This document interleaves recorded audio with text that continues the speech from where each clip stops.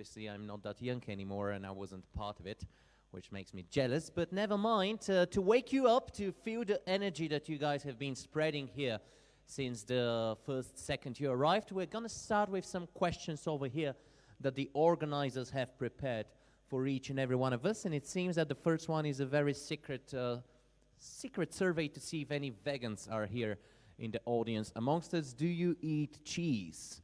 Obviously, the majority of you guys do. They have not specified whether this is feta cheese, white cheese, North Macedonian cheese, or any other kind of cheeses that we've got. And it seems that there is also another question which will come up shortly after each and every one of you is done with answering. Remember, this is our online platform, Slido, which will allow you to send your immediate questions to our fellow panelists, which I'm going to present in a minute after we are done with the important part, obviously. All right. Great.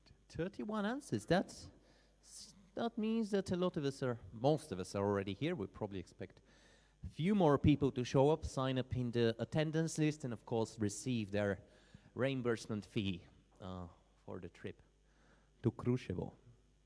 Great. Honestly speaking, I cannot imagine life without cheese.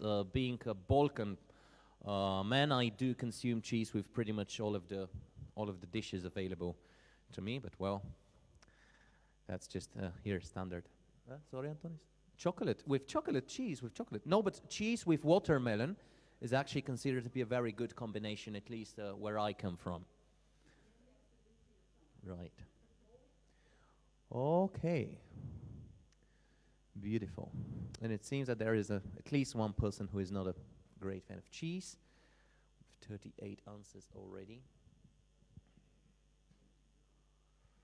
All right.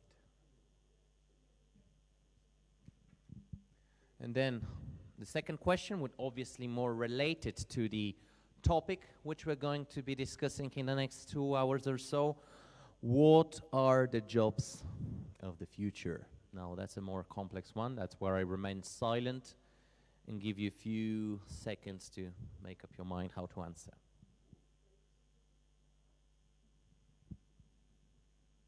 A polled answer. Great.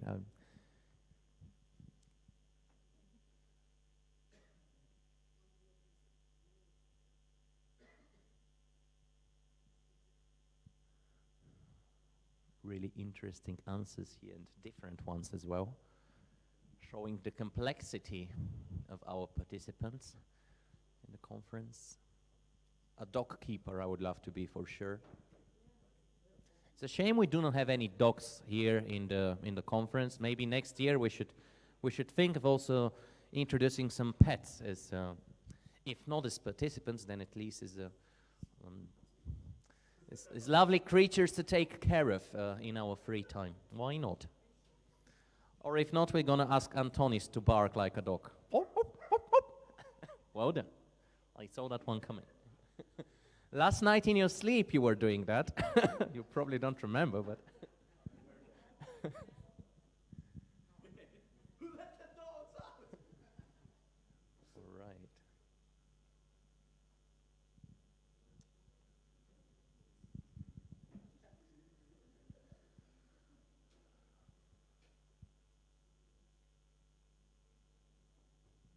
Teacher. There will always be teachers, that's for sure. A job of the past, of the present, and of the future, indeed. My twin brother is a teacher, if anyone needs private lessons in German or in piano playing. It was a struggle for me last night to find someone who plays a musical instrument. You know, the Antonis task to get to know each other. I had the piece of paper with someone playing a musical instrument, and it was a struggle. I didn't seem to meet anyone who's a musician. All right then.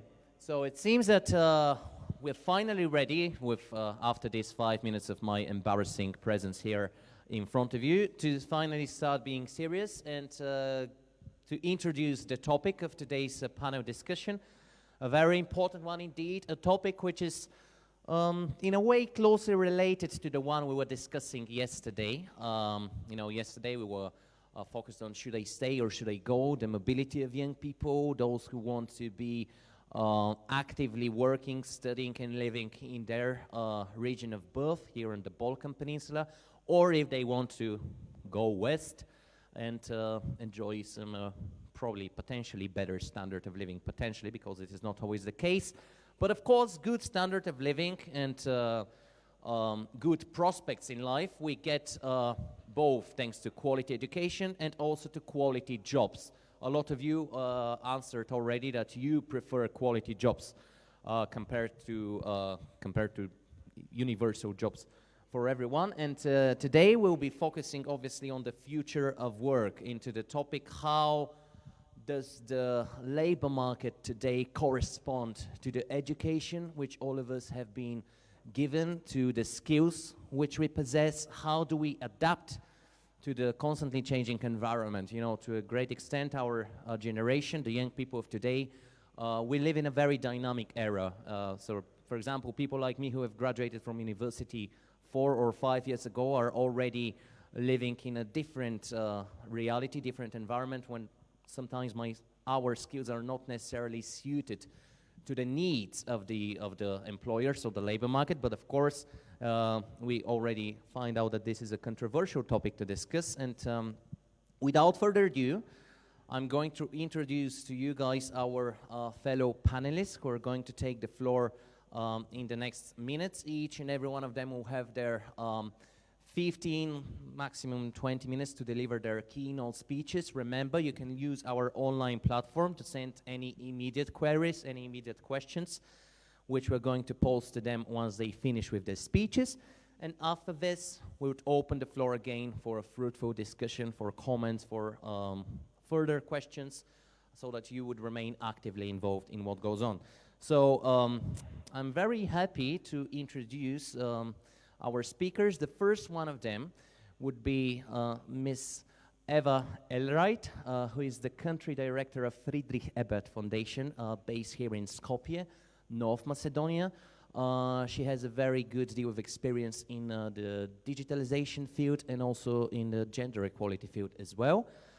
After her, we'll have the pleasure to listen to Mr. Luís Alves, who is the director of the National Agency for Educational Programs and Mobility in Portugal.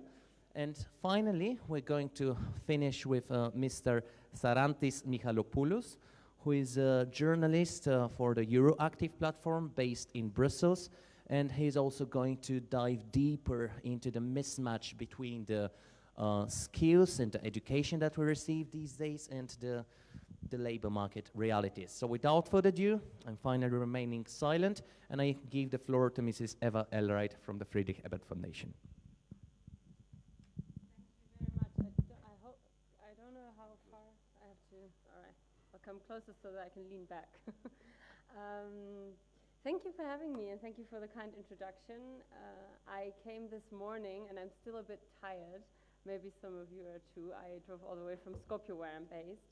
And I'm sorry I couldn't be here for the beginning of the conference, but even happier to be here now with you and to talk about this topic, which is, as you already pointed out, quite dear to my heart and something I've been working on a lot when I was still working in Germany for the foundation. For those of you who don't know Friedrich Ebert Foundation, Friedrich Ebert Stiftung, very briefly, it's a German political foundation. We have over 100 offices around the world. And in this region, quite a lot of them. In the wider region, Southeast Europe, we have about 10 offices. And I have the privilege to work in this beautiful country. And I won't go very deep into what we do in general. Maybe you've seen the books lying outside, the youth study. This is one of our projects, a very important project this year, where we have done a comprehensive youth study, not only for the entire region, but also for each country, which gives a lot of very interesting insights. You will hear about that youth study. Will be presented as well tomorrow, as far as I know. So if you have any questions about what we do as a foundation, it's just later on, I'm here until tomorrow, we can talk about that. I would like to dive into the topic and the future of work straight away. And maybe you've already read in the introduction book and these little booklets what I will focus on today. We as a foundation work quite closely with labor unions, so I think this could be an interesting angle to look at what is changing in the digital, with the phenomenon, let's say, of digitization. So who here has heard the term Industry 4.0? Has anybody heard this term? So a number of you have heard of this term. It essentially talks about the fourth industrial revolution. This is what it is called, and it's an interesting term for a number of reasons. I find it interesting because it is also a marketing scheme. It is a marketing concept by that was really born in Germany and by the industry there to prepare employers for the challenges of the digital age, but also to, I don't know, sell a brand, sell an idea of a better environment through automized and connected workplaces. To those of you who don't know what the fourth industrial revolution means, what this concept, this idea. So the first one was in the 18th century, the steam engine, you know, that's I think well known. Then the second one was sort of the mass production, the development of mass production electric production line. This was in 1870, so to speak. And then later on in the 20th century, there was the third industrial revolution, the automized way of production, basically. So not just sort of an electrical production line, but really an electro-engineering and computer science that came into the entire production process, and that has created a completely different environment, of course, really changing the basic idea of how a factory works, what it looks like, and how many jobs we have there. But not just that, of course, also other workplaces. And now, what is the fourth industrial revolution? It sounds a bit odd, but the entire concept basically says this is now the way that we interconnect. And it's something that is connected to the term the Internet of Things. So it's not just an automized way of production, but it is actually networks that communicate completely without basically human interference, so to speak. Okay, so that's the idea, very roughly, of Industry 4.0, and what it represents in discourse when we look at trade unions, labor unions, but also employers' organizations, and really the economy in industrialized countries. It really represents a strong fear of loss of jobs. And we know this. We know that automation and also the Internet of Things, essentially, will result in a loss of jobs. But it will also mean that maybe some of the jobs you all mentioned, you would want high-quality jobs or quality jobs. So it also means that some of the jobs that are being lost are maybe jobs that weren't so great to begin with, because they involved a lot of very hard physical labor. They were very monotone and something that we call simple work, which maybe the good element of this is that we don't have that many bad jobs anymore, but only good jobs. Of course, that's not true, but one truth is that some people will maybe be able, through education, through different training programs, to pick up another type of work and actually evolve also their personal career through this change. But that actually, and now this is something that we also as a foundation focus on a lot, that suggests that we have education programs to train people that will need to actually change their job because theirs will get lost. That also means that it is being supported by governments, it is being supported by employers, and the employees are not only willing but capable of doing this transition. So a lot of conditions for such a revolution to actually be successful and to work. And now, I mean, the economy is changing with it, society is changing, and the labor world. We're not just talking about factories, we're also talking about administrative jobs, regular office jobs. I mean, each of us has at least one mobile phone, I assume, and at least one computer. So that gives you an idea of what has changed in the past 100 years. And it really gives you an idea what is a challenging task now for a regular secretary job, maybe for somebody who is 60 years old, has still some years to go until they go to pension, and cannot afford to lose their job just because somebody says, oh, never mind, we don't need you to write down these letters anymore. We have an automated system that I can dictate that to, and we can send it out right away via email. We also don't need the person collecting the mail, because we will actually do anything through email by now. And so already like this, you have lost a number of jobs. So when you look at these transitions, you can look at them through a couple of lenses. You can look at them through a lens of gender and gender equality, which is a very interesting one, because there is a different type of attention to its different types of jobs and their importance for economy. This is a topic we can touch upon later in the debate if it interests you. I don't want to dive into deep, but I want to point out that it is a very interesting and important perspective to keep. If we, for example, think about the care sector and the healthcare sector, where a lot of the people working in that sector are women, there are a lot of very possibly positive developments through automation, through digitization, that can fundamentally change that work environment. At the same time, there are a number of challenges that this will provide to the people having to use new machines, new technologies, new techniques as well, and they need to be trained and they need to be accompanied throughout this process. It's a scary process for anybody who depends on a job, which most of the people who have a job do. It is very scary and challenging to go through such a transition.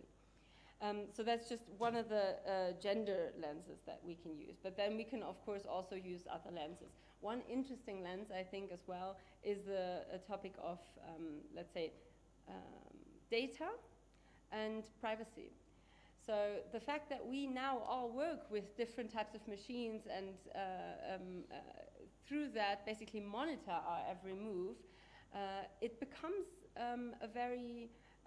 the way that we work in many ways becomes more transparent. We know exactly how much time we spend on what. We can monitor that until the second, and this can create a very effective work environment, but it can also create a lot of observation and pressure on employees. So this topic, for example, is one that is really a focal point for labor unions. In Germany it has been for a long time, and I know that around the world, with, of course, depending a little bit on the different economic sectors the countries have, this topic is very important.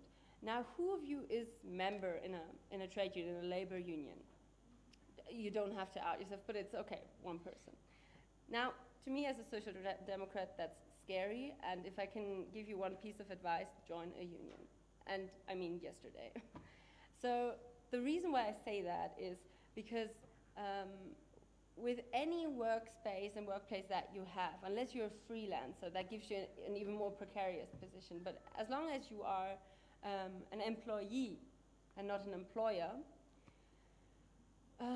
you will have to watch out for your rights, and you will have to watch out for protection.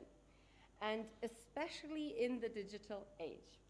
It is because of privacy issues that will arise with the use of emails and phones and all of that. But it is also in lower quality jobs in factories where you have tougher working conditions, that trade unions really not only monitor these conditions, but they will engage in a conversation with employers as to how to support the people employed, the staff, in such a transitional phase. And what has happened in Germany is that not only labor unions but also employers have understood that they can only have a successful transition through this fourth revolution if they take on board and take in the opinions of their staff, of their employees.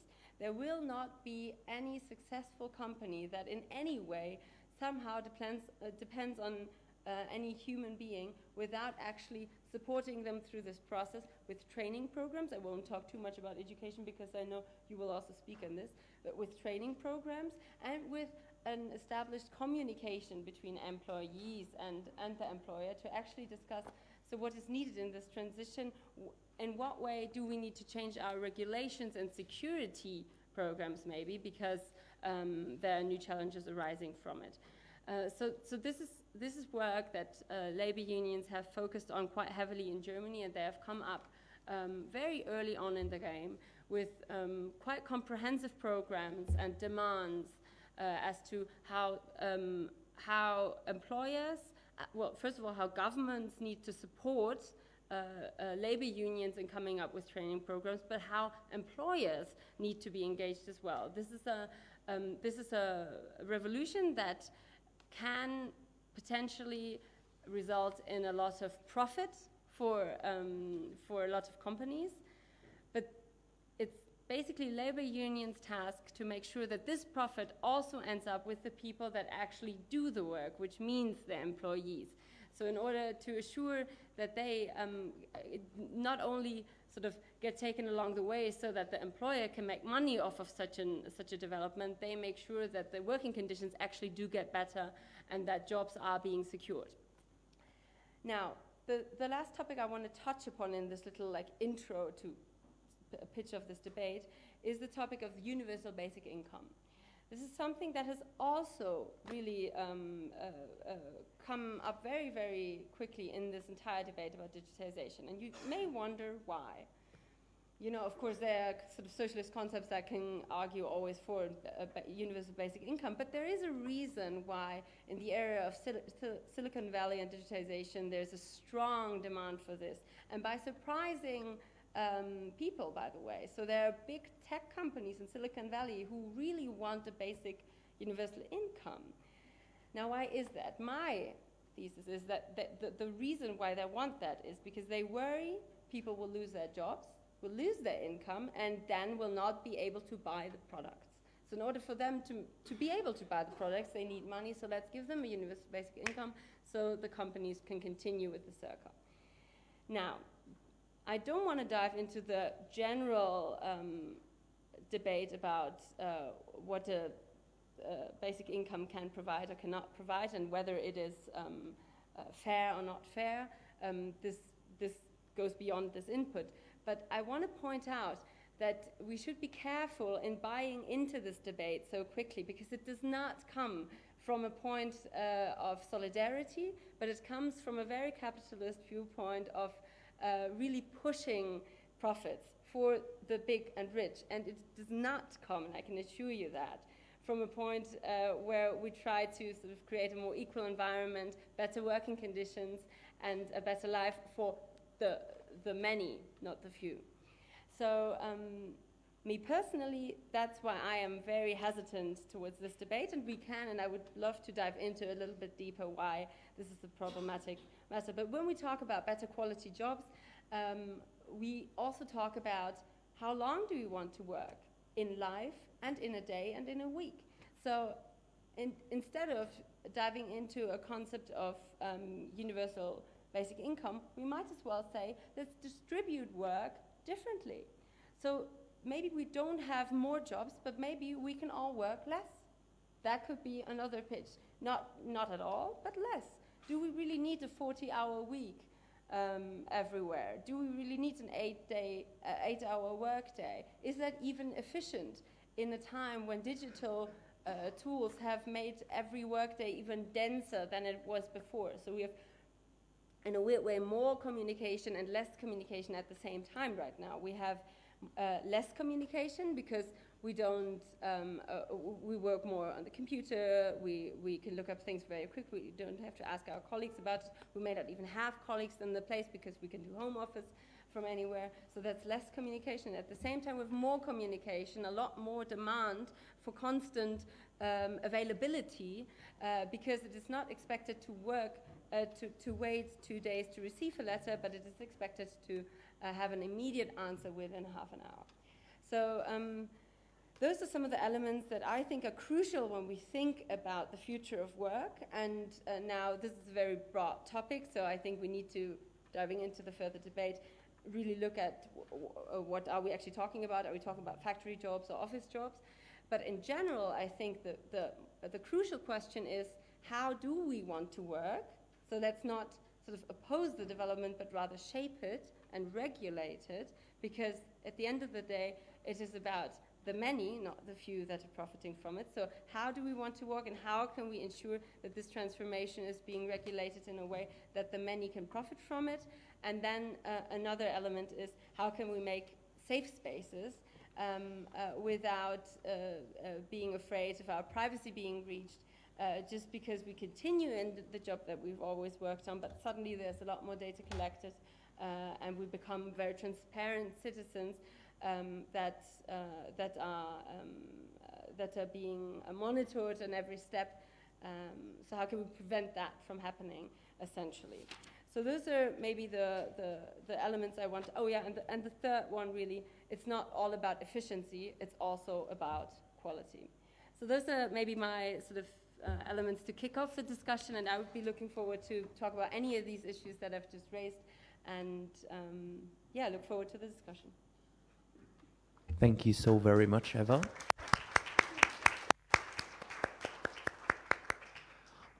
Thank you for this insightful start of the whole discussion.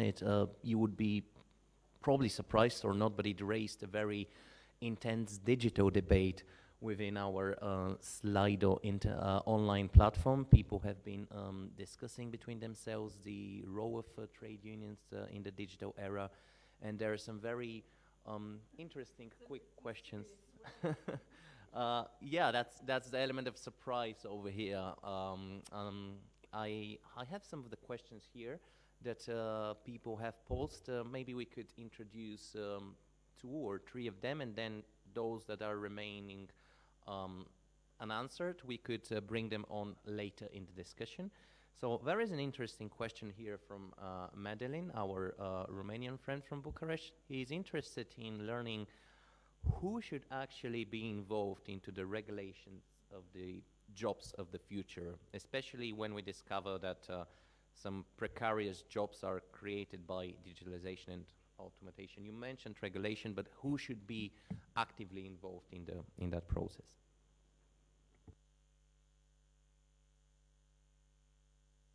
Well, I mean, all stakeholders, and especially the people who actually do perform the jobs. That would be my very simple answer to it. So it's always important to ask the people actually doing the job what any change will mean for them and how they would like to transition through this time of change. So that's why the employees have to be, of course, involved. And I think it's important to remember that we can't leave individuals on this. So it's not, we have a tendency in our society for everybody who faces a problem, be it at work or in private life, to individualize it and privatize it in many ways. But it is not a private problem, it's not an individual problem. It is a general problem through a societal shift, and that's why we need also general and more broader answers to it. So instead of sort of each of us battling, engaging in our own battle. That's what we need, for example, labor unions for, to form a collective and to then become more powerful by sharing experiences and by then having a more unified voice in such a time. So that would be, that would just be maybe a more extended version of that. Yeah. Thank you so much. You actually went a step further by answering another question about the relevance of labor unions in the new digital era. And then maybe one more question, which you basically touched upon in your keynote speech, but maybe needs a bit more particular address. And it is the question from Milica from Montenegro. She's interested into risk for digitalization leading to many jobs being closed, and how that would increase unemployment, this same old fear which we obviously been witnessing also from the previous industrial revolutions as well. Would that increase unemployment, the digitalization and the introducing of that in our labor? Well, it can if we don't shape it. So digitization can create a lot of jobs as well. You know, it can create new jobs, entire new professions, and a lot of new jobs. But the condition for sort of these numbers to well, maybe not the same people that will lose their job to get the new ones, but to somehow transition in this work environment. That is what I mean by let's shape it ourselves. So there is a risk of a lot of jobs being, in fact, there's not a risk, this will happen, we will lose a lot of jobs, but we will also create new jobs. And it's just, instead of battling this entire reality, we just need to really sit down and think about how to shape it. And for example, countries like this one, North Macedonia, where even though the phenomenon of digitization and a digital way of communication is just as advanced as it is in any other country, some of those systematic changes have not yet happened. So there is more time here to adapt to this very quickly. There are a lot of sort of missed opportunities in some other countries where the process has already gone further along that can be used here and not missed. So this would be something I would caution at. And if the person who asked is from Montenegro, I'm not very familiar with the Montenegrin context, but I would assume in regard to some of the elements, this could be quite similar. Yeah, and then just very briefly touching on the relevance of labor unions, the trade unions.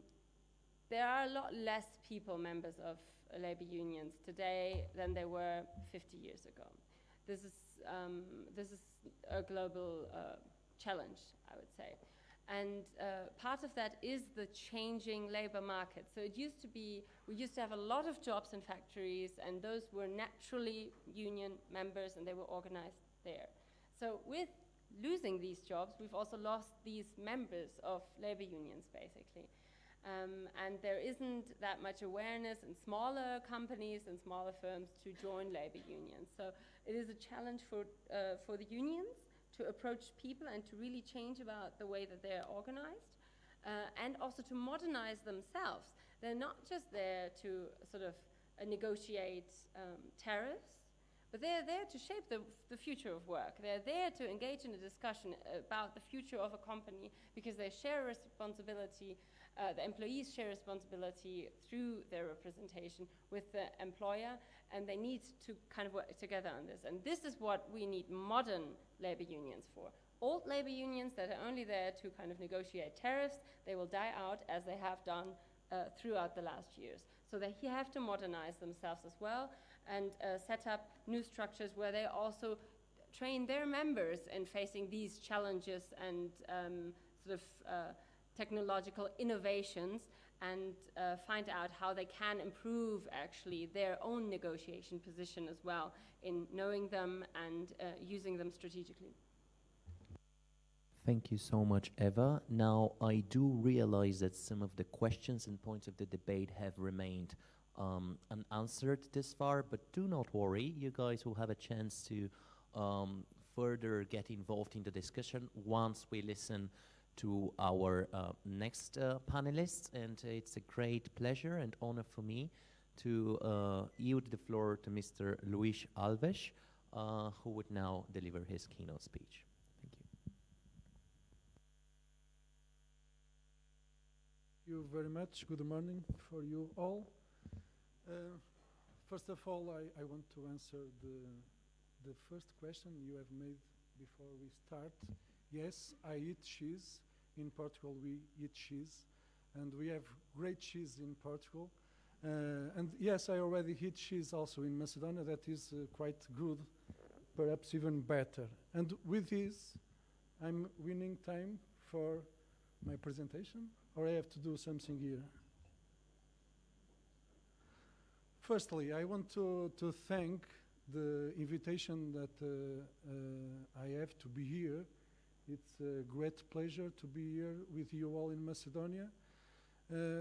especially for participating in this youth initiative to debate youth policies and to debate about the future in an event that is promoted by a youth organization and with so many young people participating, debating, and trying to, with their participation, to give a contribute for a best society and for a better future.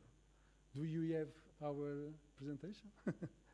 But I can continue also to congratulate the organization. I'm not seeing the presentation. To congratulate the organization for the choice that they have made for the theme of these that are guiding all this event, that is the future. Actually, I cannot remember a theme more pertinent or a theme more present that talk about the future. Future is right here, is right now. It is coming fast, and it's producing huge impacts in our societies, in our lives, and for sure in our future work and in our jobs. And why? What is happening here? Okay. And why this is happening so fast, and we are having so fast changes in our society? We are having, it already was mentioned by the previous speaker, we are having a combined items that are happening, like digitalization, automation, globalization, new technologies, robotic, artificial intelligence, climate changes, and nanotechnology. All these are happening and are creating a cocktail that are provoking profound changes at a rapid speed and scale in our organization as a society. And this means everything. This means changes in politics, changes in the unions, changes in the way we related with that kind of powers, and we are engaged in this process, change in our social and economic lives, in the way we connect with each other, and for sure changes also in the future of work and in jobs, including the numbers and the quality, as was also mentioned here. According some studies and reports, this one is from OCDE, it's, I don't know in English the name, more than half of all existing jobs are expected to change significantly or completely disappear. Regarding this scenario, there are some people that are saying that these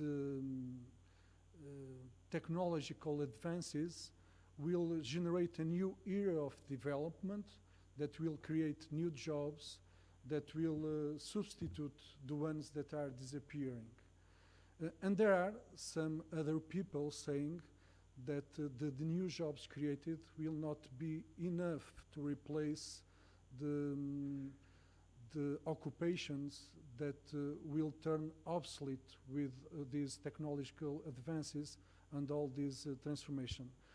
We don't have to choose who is right or wrong, because both the most optimistic people and the most pessimistic people about these transformations agree on the idea that these changes, that these new jobs that will be created will demand new and different skills for sure.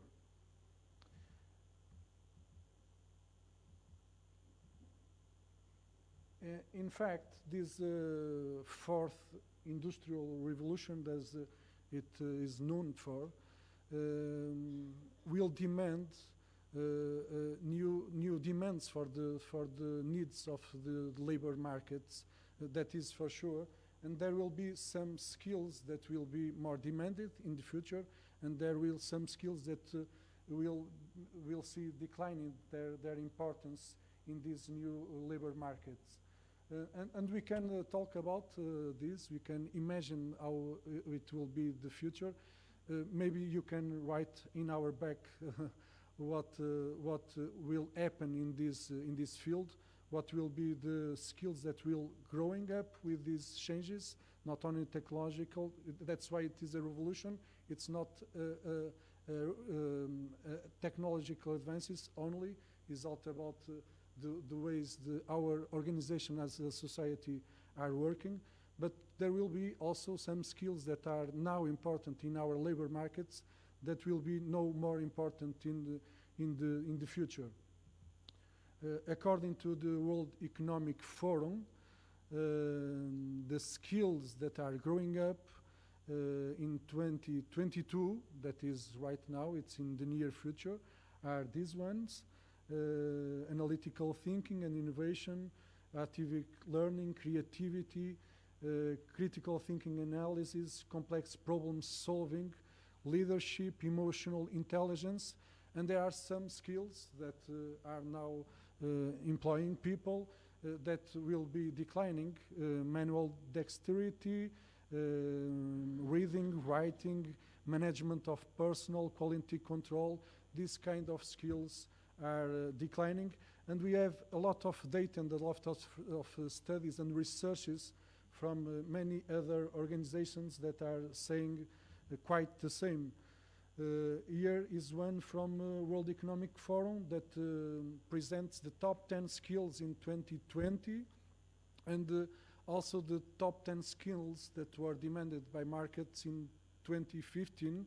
We can see more or less the same information that in the previous picture, but what we can see here is that it's happening very fast. Only 5 years separating these two pictures, and we can see that there is a lot of transformations in our lives that we are assisting and that are having impacts in our labor markets with a very fast speed and with a scale that we didn't see before. And this one is a more fantastic picture that you can find out more after this, maybe consulting the Institute for the Future. You can know more about what these kind of organizations are saying about the future, in what it means about the market. And for us to having a population that can be able to face these new challenges will demand a lot on the educational and training systems. That of course they have to change, they have to be adapted to these all transformations, and it will not be easy, having in mind that actually our educational system in most of our countries are quite the same as they were in the previous industrial revolutions. We have the same school that we have in the past, building, a classroom, teachers, students, teachers transmitting information. These kind of schools maybe are not ready for this future, and maybe are not suitable already for our present with all these transformations. This can be a topic for debate for the next year, maybe. We can debate more about the challenge that our education training systems are facing and how they can be adapted to these new challenges. But for sure, education must be a priority for us individuals, and for us countries and European Union, and this is why education are included in the main strategic documents of European Union, the 2020 with some quantitative education goals that are for sure important. And also the European Union Youth Strategy that I think you know. If you don't know, you should search for it. The youth strategy for the next 7 years until 27 that actually has also a goal dedicated to education in a more general perspective. And what I want to highlight when what it comes to education is that if we want to be able to face these new challenges, we have also to face education in global terms. This means considering the importance of formal education, that is important for sure, but also considering the importance of the non-formal education, not as an alternative, but as an educative space with its own sense. And with this, I finally arrived to the pretext for being here. That is the mobility and the international programs and European programs as Erasmus Plus program and the European Solidarity Corps that actually are based on an informal education. As you know, these are the European programs to promote and support the mobility of young people across Europe, and that are actually an important priority for European youth policies. That they are mobilizing an even bigger financial and political investment in this field. I can share with you some numbers that I think it is important to give you a picture. The proposal that are on the table is to multiply the budget for the youth fields and for this mobility program, multiply this budget, the current budget, for 3. This means almost 50 billion euros for the next 7 years in this program. I cannot imagine how much money is 50 billion euros, but it is a huge amount of money, and it is in a certain way a form of expression of this European priority. It's not absolutely true, the idea that the budget is a proportional expression of our priorities, but it is, in a certain way, a budget is an expression of our options and choices, and it's very significantly that the choice of European Union is to multiply this budget by 3 in a context of budget retractions with as a result of the Brexit process. And why are European Union investing so much in these youth programs? Because they are good for communities, because they are good for the values, and because they are good for the skills. They are good for the communities because they address unmet needs in Europe's communities, because they bring tangible benefits for places and communities where the projects are developed, and because they empower NGOs and their capacity to fulfill their mission, and they reinforce the non-profit projects that are carrying on across Europe. And it is a concrete and a tangible positive contribute for Europe and for Europe development in a more fair and equal way. But it is also a program, a set of programs that are important for the values. And values are important even for we have an idea of Europe, and it's important for Europe cohesion. Values as solidarity, as respect for human dignity and human rights, and believe in the promotion of an equal and fair society in which pluralism, non-discrimination, justice, solidarity, and equality prevail. And it's for sure important for Europe, and these programs are actually very powerful in these domains because of impact that they have in the biography of young people that participate in these programs, but also because of the impact that they have in the communities and also in the NGOs that are working on. And they are also important for skills. European Union recognize the power of the non-formal education, and these mobility programs allows some experiences for young people that provides them a set of allows them the acquisition of some skills and competencies that are exactly aligned with the skills and competencies that we have seen before. Creativity, capacity to work with others, mutual understanding, initiative, capacity of initiative, capacity of teamwork, leadership, and this kind of skills and creativity, these kind of skills that the future labor markets are demanding. And I'm saying that, and the European Union believes on that, but young people that are participating in these programs also declare it.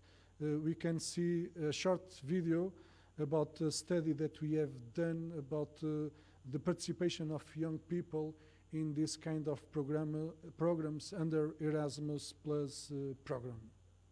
It's a very short video. And it's an opportunity to listen some Portuguese if we have sound, but we don't have. Well,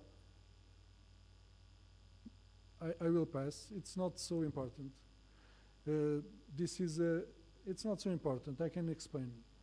But this is a video that that somehow is simultaneously a presentation about the results of a study that we have made about the evaluation of young people themselves, about their participation in youth programs, in youth mobility programs, the European Solidarity, the European Voluntary Service, and the Erasmus Plus program.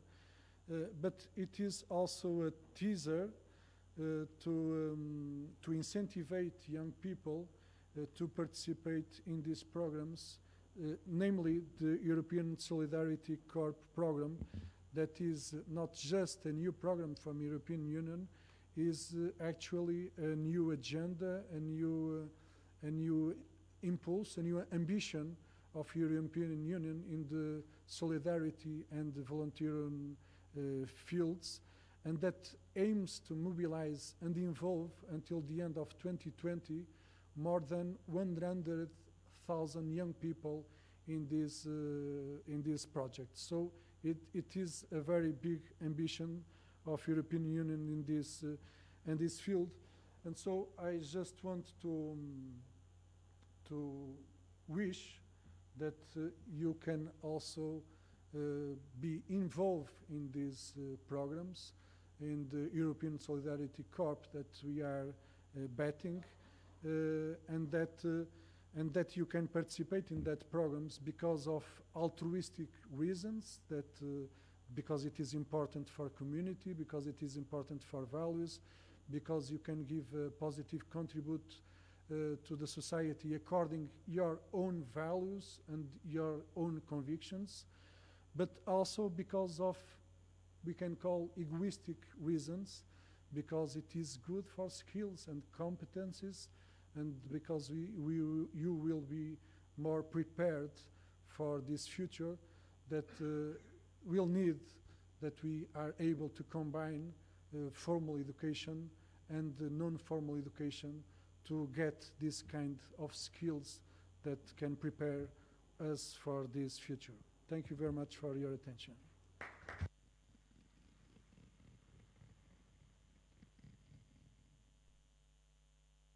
Thank you so much, Luis, for this detailed dive into the skills that would be needed in the years to come, into how do we acquire them, not just through formal but also through non-formal education. How do we actually adapt to these dynamic changes? And once again, our participants have been really active in the digital platform of ours, engaging in the debate themselves and also posing some interesting questions here. I would like to maybe point out one of them, which relates to all these Erasmus Plus programs and also new initiatives like the European Solidarity Corps. The argument from the audience is that most of them involved pretty much young people from similar profile, young people who are actively involved either in education, in employment, or in any form of training.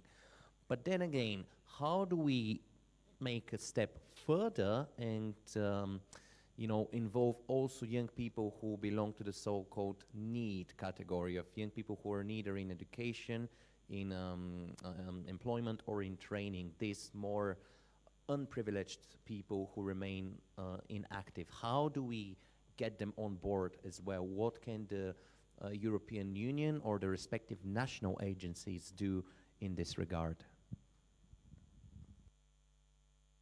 Yes, these are our target group, our priority as a program, and that is why the programs are being designing to reach that kind of young people perfectly.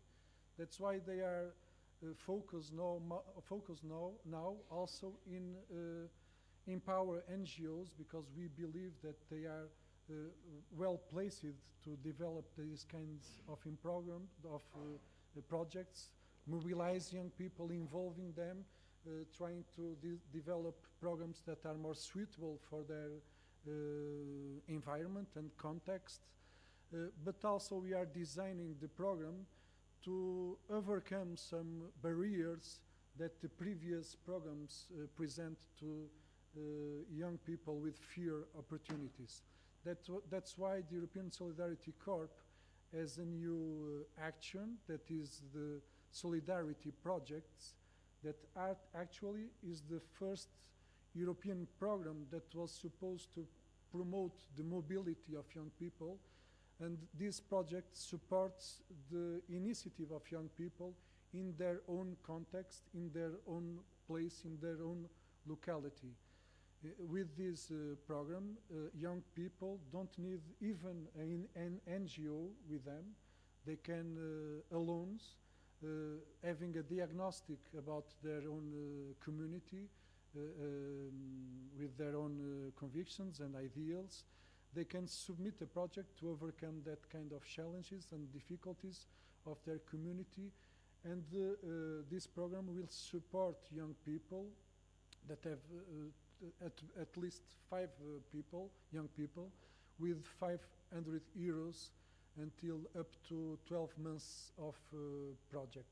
So it is low budget projects, but is important for local projects, and this will open an opportunity for small NGOs and for informal groups of young people to have access to these opportunities, and because it will be easier and friendlier to access to these opportunities, and we very much believe that it can be the first step to be access to the other opportunities that involve international mobility and that perhaps are more demanding for young people that have not so opportunities to reach these kind of programs.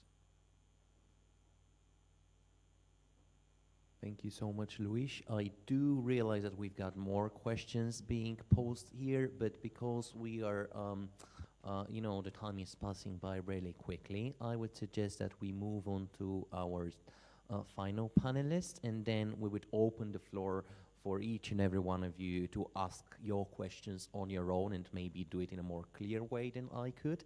So without further ado, I'm very happy to yield the floor to Mr. Sarantis Michalopoulos. So good morning, everybody. My name is Sarantis Michalopoulos. I'm a journalist for Euraktiv.com in Brussels. Euraktiv is a pan-European media network that has presence in 13 countries, so it's in 13 different languages. First of all, let me thank Biljana and Maya for inviting me to this conference.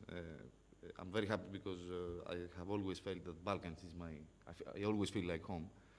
And symbolically, it's also my first visit in North Macedonia after the much discussed PRESPA agreement, the North Macedonia name change deal.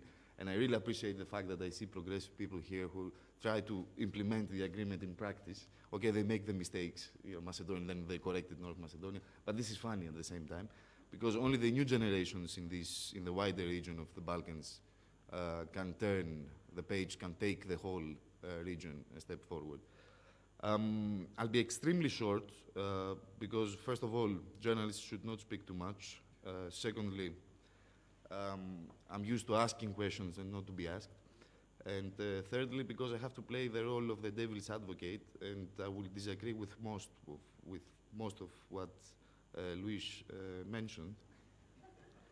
Because I'll be very honest with you. Because I think that if the EU mobility programs actually worked, we wouldn't be here now. First. Secondly, the shame which is called youth guarantee.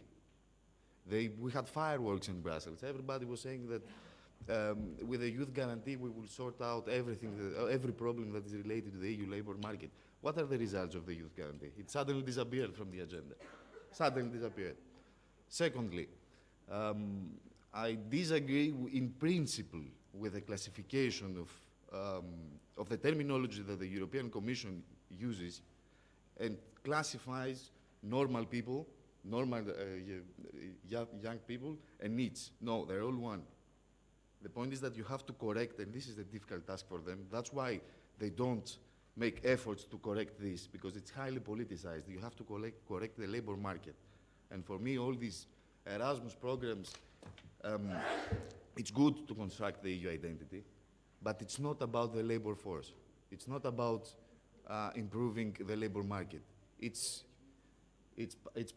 You're trying to construct an EU identity. It's more social. It's not related exactly to the creation of the ideal labor market. But even in this case, it's unfair. Because I can tell you, I live in Brussels. We are struggling to find a person to use the EVS program and work for Euraktiv for 1 year, for the simple reason that they get peanuts. If you get 1,000 euros from the EVS program or 800, you cannot survive in Brussels because the rent is already 700 euros. So in this sense, okay, investing in the youth budget, putting more money is okay, but I'm telling you, it does not refer to the vast majority of people, of young people who... This is not like that. Excuse me? They have the right of having a house, the meals, and all the projects are paid. And the budget is adjusted to the local economy, meaning... No. Okay. Just to take the floor quickly, we will have a chance for exchange after we are done with that. It's not really a question, it's not like that. You will have the opportunity to debate once we finish with that statement, and then we can also involve the participants as well. Please continue. So let me continue. We'll come back to that. Okay, several studies have pointed out that this mismatch between education skills and the labor market needs. And wherever I go, I hear the same argument. People moving from east, the brain drain from the east to the west. We have two practical examples. The first is the doctors. They move to the west in order to get better salaries. In the case of the IT experts, new technologies experts, they move to the east because the Eastern European countries do not have experts in this field. So this practically means two things. First, the EU single market does not prioritize equality. at least in the field of employment. And secondly, the infrastructure in Southeastern Europe, in Eastern Southeastern Europe, is really poor. Two practical examples for both. Just last week, the Greek education minister told me that there are a lot of IT companies in Greece that do not hire Greek young people, but they hire people from abroad because Greek young people are not equipped with the proper digital skills. Regarding your case, and what you discussed yesterday was really interesting about the healthcare sector in the region. A recent survey conducted by the Central and Eastern European Cancer Action Group actually found out a growing brain drain of doctors due to the lack of infrastructure. They basically focused on the fact, I will put it very simply, the European Commission several years ago came up with, recommended the EU member states to come up with national cancer plans. In Southeastern Europe, almost all countries adopted this strategy, this cancer plan. No one implemented that. And this practically means that the doctors cannot stay in this country, and even if they stay, they have nothing to do. Just in Romania, they decided the strategy for cancer in 2016, and nothing has happened ever since. So there is a serious lack of political willingness to move things forward. And this is directly linked to the labor market for the simple reason that these doctors, the specialists in cancer, for instance, in Eastern Europe, move to the West because there they find jobs. Because there are cancer plants, and they need specialists, they need data specialists, they need cancer registries, and these people have the skills to support this. In practice, if I have to prioritize personally from my personal experience as well, two skills that young people should have are languages and better understanding of EU affairs. And this is exactly what you're doing here. And this, you cannot imagine what kind of experiences you are gaining through the participation, your enhanced participation in civil society. But you will see that at a later stage, because you improve your languages, foreign languages, and at the same time, you create personal networks, and most of you will meet each other again in another field in the future, and you will see that. Better understanding of EU affairs is also crucial in order to be able, at some point, to identify, in general, our job as journalists is to simplify things. What we get from the EU institutions is a very complicated structure, and our role is to make it simple and make it simple to our readers. And in this case, you have to have this EU understanding and basically understand that the youth guarantee, for instance, was meant to fail from the very beginning. But nobody talked about that because they presented a very complicated structure, as they always do. They send you a complicated press release and with some nice wording, and you believe everything is fine, but in practice it's not. The second is the new technologies, and this is something that is tightly linked to climate change as well. Just an example is from the farming sector, where the rest of the world is advancing while Europe is seriously lagging behind. It's a so-called precision farming, meaning producing more with less input. Practically speaking, you have a drone mapping the needs, mapping your field. You identify the needs, which part of your field needs pesticides. So the conventional farming, the normal farming, is you spray pesticides everywhere. This has a huge environmental impact. But with this drone, for instance, the new technologies, the precision farming, you focus on the slightest detail of the farming activities. So the drone tells you that only in this part you can spray pesticides.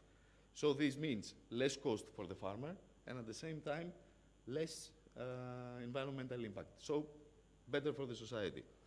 Even in this, there are some issues, in a sense that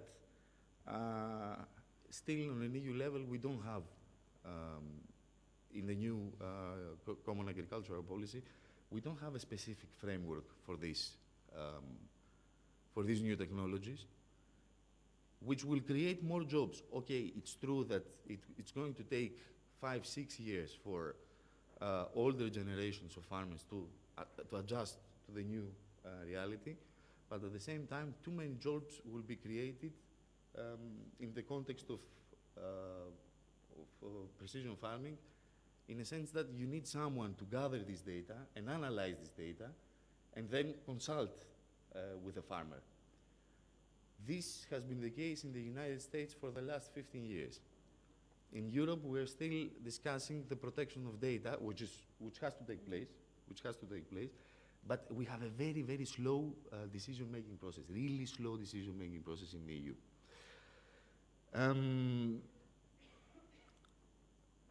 I will agree with Eva with the fact that the discussion, the greater involvement of the labor unions should be a reality. But at the same time, I think that the left part of the European Union's political spectrum also has to be more open-minded and speed up the decision-making procedure.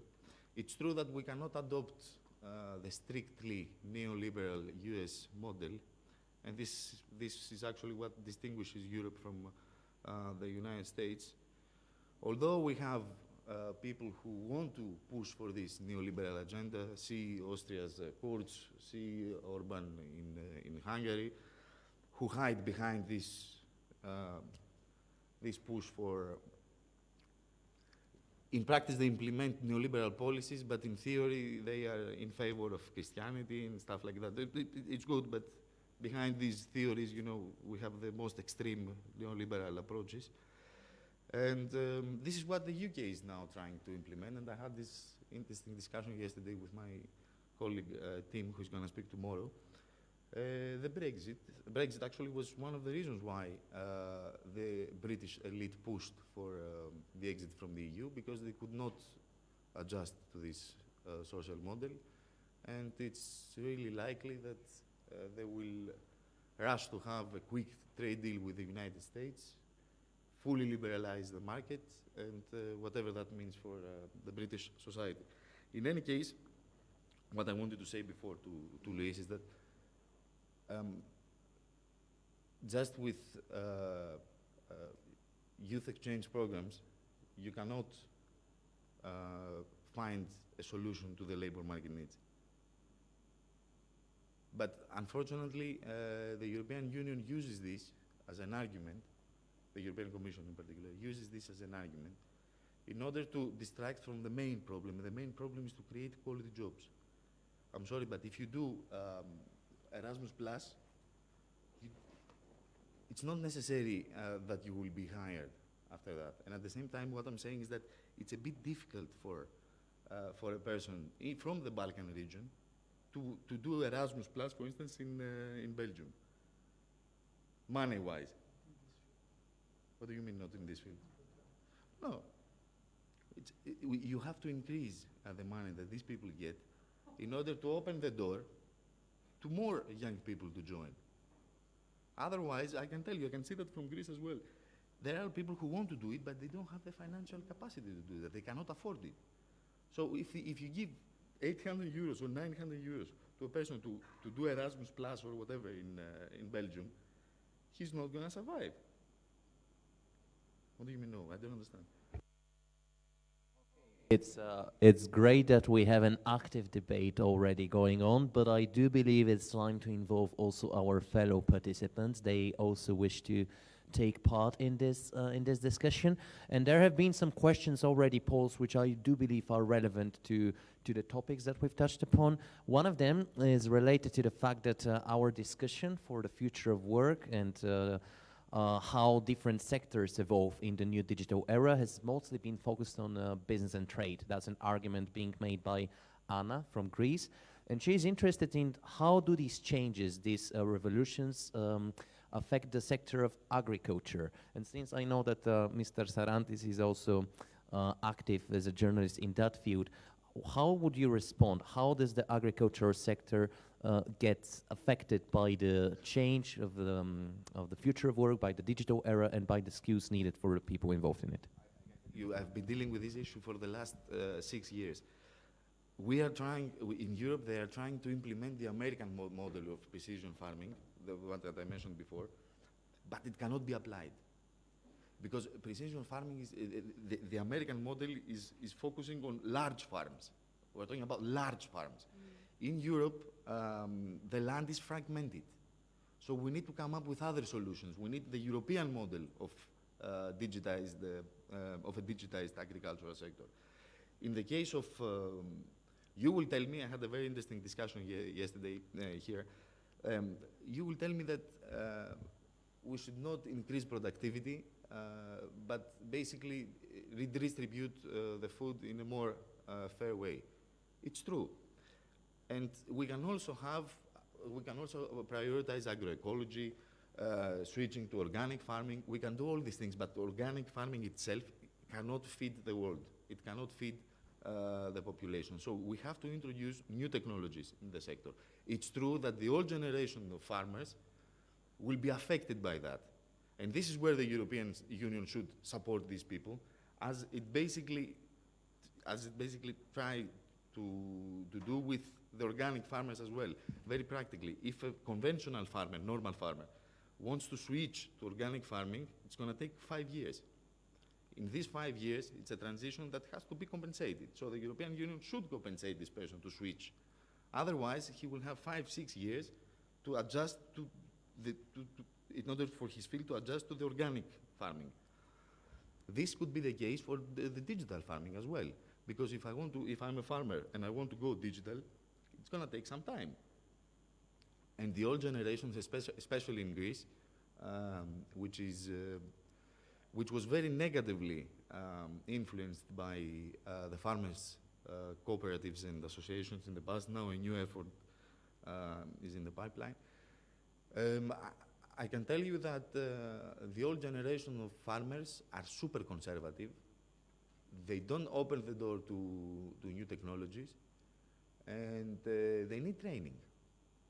They need to realize that through this mobile phone, they can take care of their farm, they can be more environmental friendly, and at the same time, they can basically adjust to the current reality. This conservative, this backwards thinking conservatism does not lead anywhere. And this is the case for the vast majority of European farmers. Otherwise, we will lag behind. I mean, the last surveys, global surveys about the competitiveness of the EU agricultural sector are terrible. We are really lagging behind. China is on the rise, India is on the rise, the US is on the rise, and the European Union and the European Commission in particular is making decisions, is signing trade deals with other EU countries, with third countries, at the expense of EU farmers. And this is crazy. This is something I don't want to get into details because they are too technical, but Europe is basically signing trade deals with the Mercosur agreement with Latin America. There is a specific technique which is called plant breeding technique. This is allowed in Latin America. It's not allowed in Europe. They believe it's GMO. So by opening the door to these products from Latin America, this is at the expense of the EU farmers because they are not allowed to use this specific method. But the Latin American farmers are. So there is this mismatch as well, but nobody addresses that, and that's the problem. Thank you for your answer. Now, do you wish to address any of the points being made this far? This is to our fellow. No, just a clarification, because of course Erasmus Plus don't give answers to all the challenges that we are facing for sure, and there are a lot of limitations in these programs because we are dealing with challenges that are transversal to our societies with a lot of implications.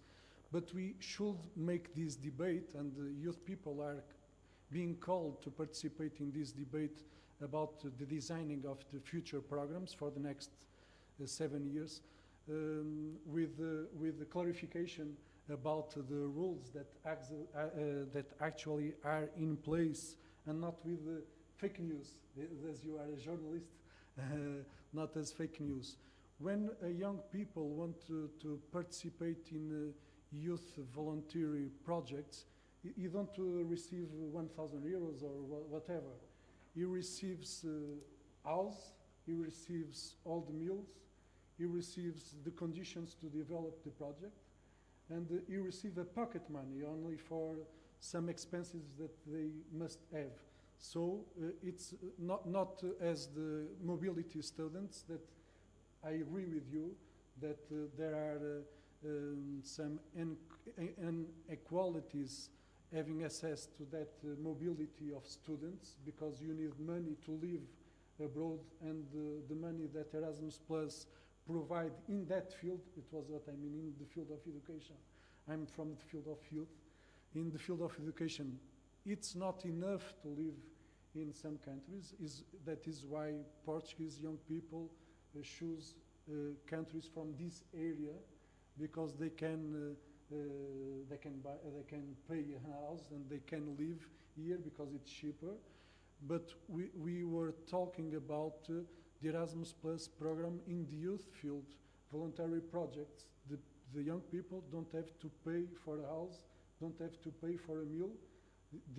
That kind of things are provided by the organization that are hosting him, and he receive more than that, a pocket money only for regular expenses, that whatever you want to make. So in this field, in the youth field, actually the program are quite inclusive, having in mind economic aspects. But there still are some important barriers for young people with fewer opportunities that are more related with cultural and social aspects. Of course, our target group, our priority group, are less engaged in NGOs, in this kind of networks that have more easy access to these opportunities, because they are easier access to the information. And this is the main barrier to the participation of young people in these programs, not economic reasons, because it is not part of this equation in this field. Thank you so much, Luis. Great finish with the issue of youth participation. Since this is a conference for young people, I do believe it's high time to hear their voices and get them involved in this heated debate, which we've already been witnessing for the last few minutes. I would kindly ask both Andreas and maybe Muge to use these mics and pass them on to whoever wants to get involved. I see some people already willing to join. Please try to keep it brief, if possible. Okay, so I'm Oliana Sulea from Albania. Actually, what comes into my mind with the future of work and digitalization is, and young people involved, of course, is, okay, young people are all digital natives in all the world, not just in this region. They are born digital. The thing is that how to transform the skills for them to meet the challenges, not just of the labor market, but as well as for innovation, if we want to boost economy further on. For instance, I know that in Portugal they have a great strategy on artificial intelligence for 2030. I mean, it's a national strategy. They are doing great on that. As well as what it comes into my mind is digital readiness all over Europe. Because we have digital natives at one side, but we have digital migrants. Teachers in school are digital migrants. They were not born digital. They have to face the challenges of what is happening. And what else comes into my mind is are we really ready? Are young people ready? Are we digitally ready for that? And European Commission has elaborated a digital framework of digital competencies. It has been updated in 2017. But these competencies, to be honest, sometimes I feel that they are just ITC basic competencies. I know how to turn off and turn on a computer, how to use basic skills, to use a device.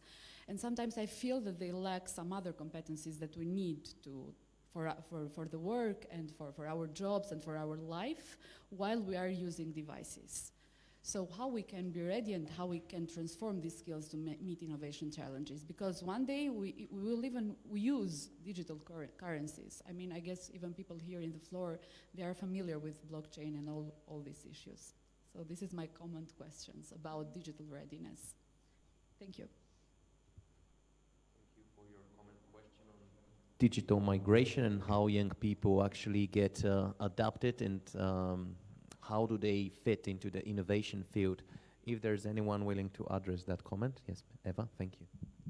Yes, thank you very much for this remark. It's right to the core, and I agree with you completely, especially with what you started with, that learning digital skills and the sort of competencies around digitization should not just be reflected as to whether or not they serve a labor market.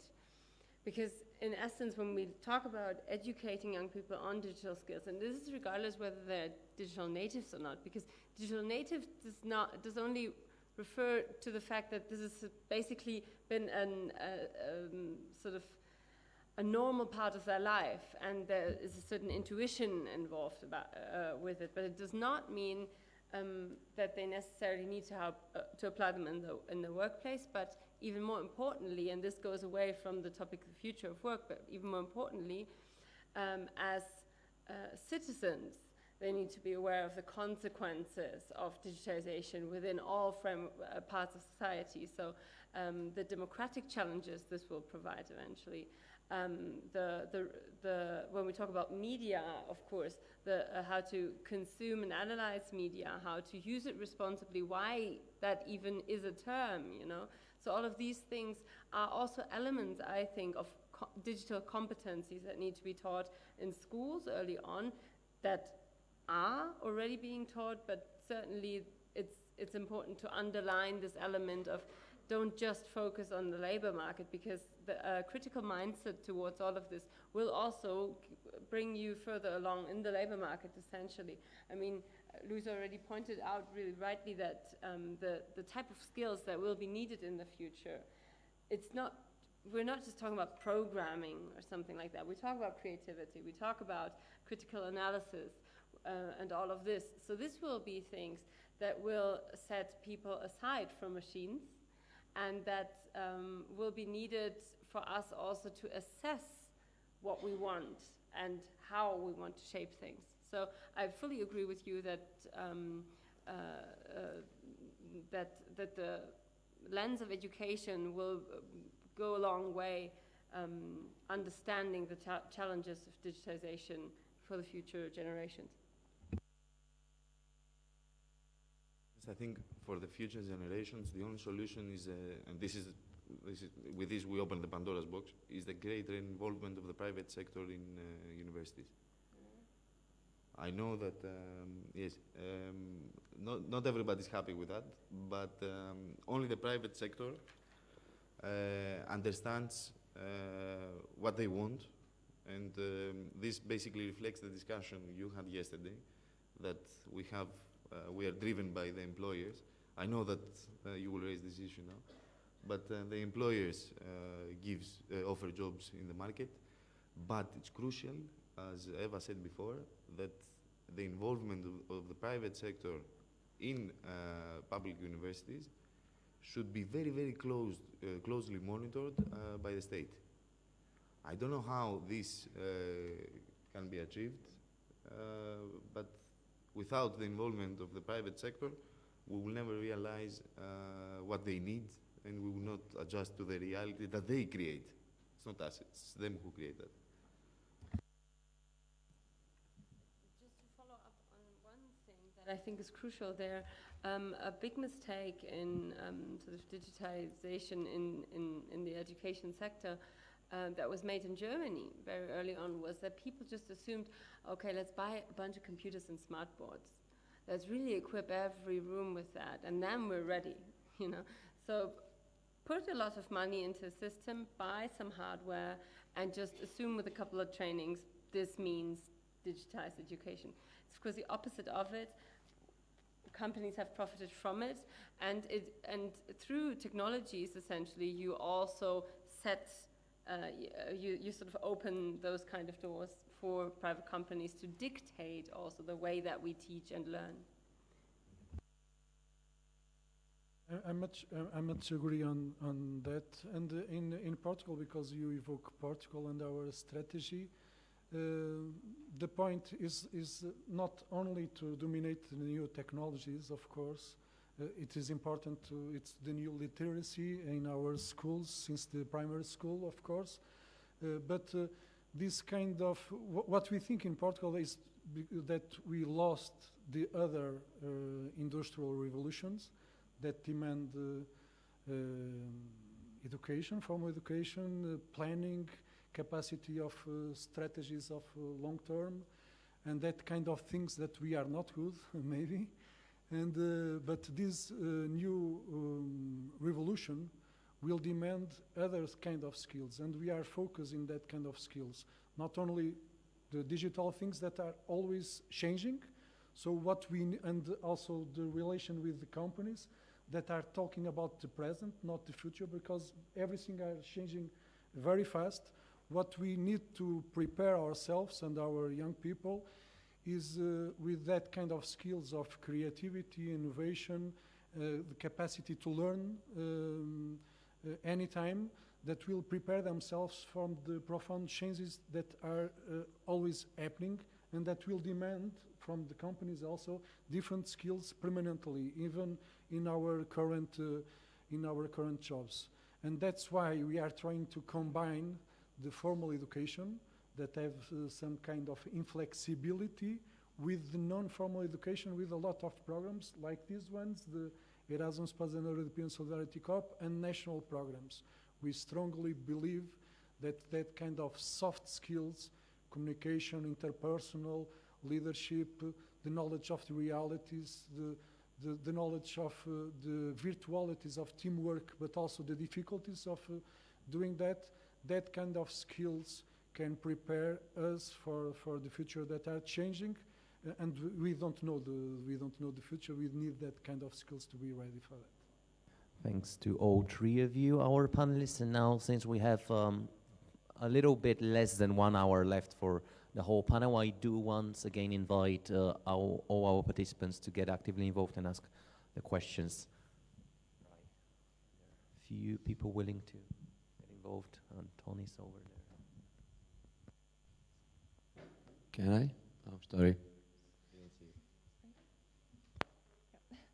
Hi, my name is Isa. I'm from Germany, and I would like to come back to two topics that have been mentioned a lot in this panel. The first one, which was actually mentioned a lot, was the issue of privacy and data protection, and then the second one, which came up briefly also, was that China and India, for instance, are on the rise. So my question would now be whether we as Europe should try to stand our ground with our values of data protection, for instance, having more exchange within Europe, trying to strengthen our position in the world, or should we seek more partnership with China and India, for instance? When it comes to language skills, which were mentioned, should we focus on European languages? Should we move to Chinese, for instance, or to Arabic, or to Hindi? Which direction do you see our labor market going? Is it intra-European, or maybe connected to the US rather, or are we moving towards more partnership with China and India, for instance? Thanks. Thank you. Before answering, we could take one more question from the other side of the conference hall. Thank you. Oh, surprise, it's me again. It was something that came up a couple of times, sometimes through jokes, but sometimes I thought it was serious. I think that several people here maybe feel that this kind of topic and discussion is a bit misplaced, especially people from Western Balkans and surrounding areas. I mean, even coming from Croatia, even we don't have internet coverage in 100% of the country. We still have places, although we are in EU, that don't have access to water. I mean, no disrespect or something, but if you walk through the town, it doesn't seem like a digitalized town ready for the 21st century challenges. So yeah, I mean, this kind of talk and discussion and the skills are going to be useful for us, for the privileged ones that finished or studying or finished our faculties, the ones that are more likely to tend, for example, to participate in Key Action 1 activities and moving out during the studies. But at the same time, there was a great research in Croatia which showed that most of the people who are using the Key Action 1 don't work as a students, since we have really developed students work, unfortunately. But most people who are working as students because they have to provide for themselves or sometimes even for their families, they cannot take 6 months to go in another country to study, because for them it might mean that their parents can't afford to pay the rent. I know this is like really maybe too specific thing, but you know, just to think about maybe this kind of broader perspective, especially I think it would be interesting with this, if we're talking about the European values for the future and for this region, what are the steps needed to be done on this more national and regional level, and what are the incentives and especially coming from the European side to actually enable us for us to have any meaning to learn new skills, to learn new languages, because in my perspective all of these things would be useful if we are the part where we are going somewhere. All of these things will be useful for me in Western Europe, but if I'm not really creative and amazing with digital skills, I don't have too much use of it in our region, I think.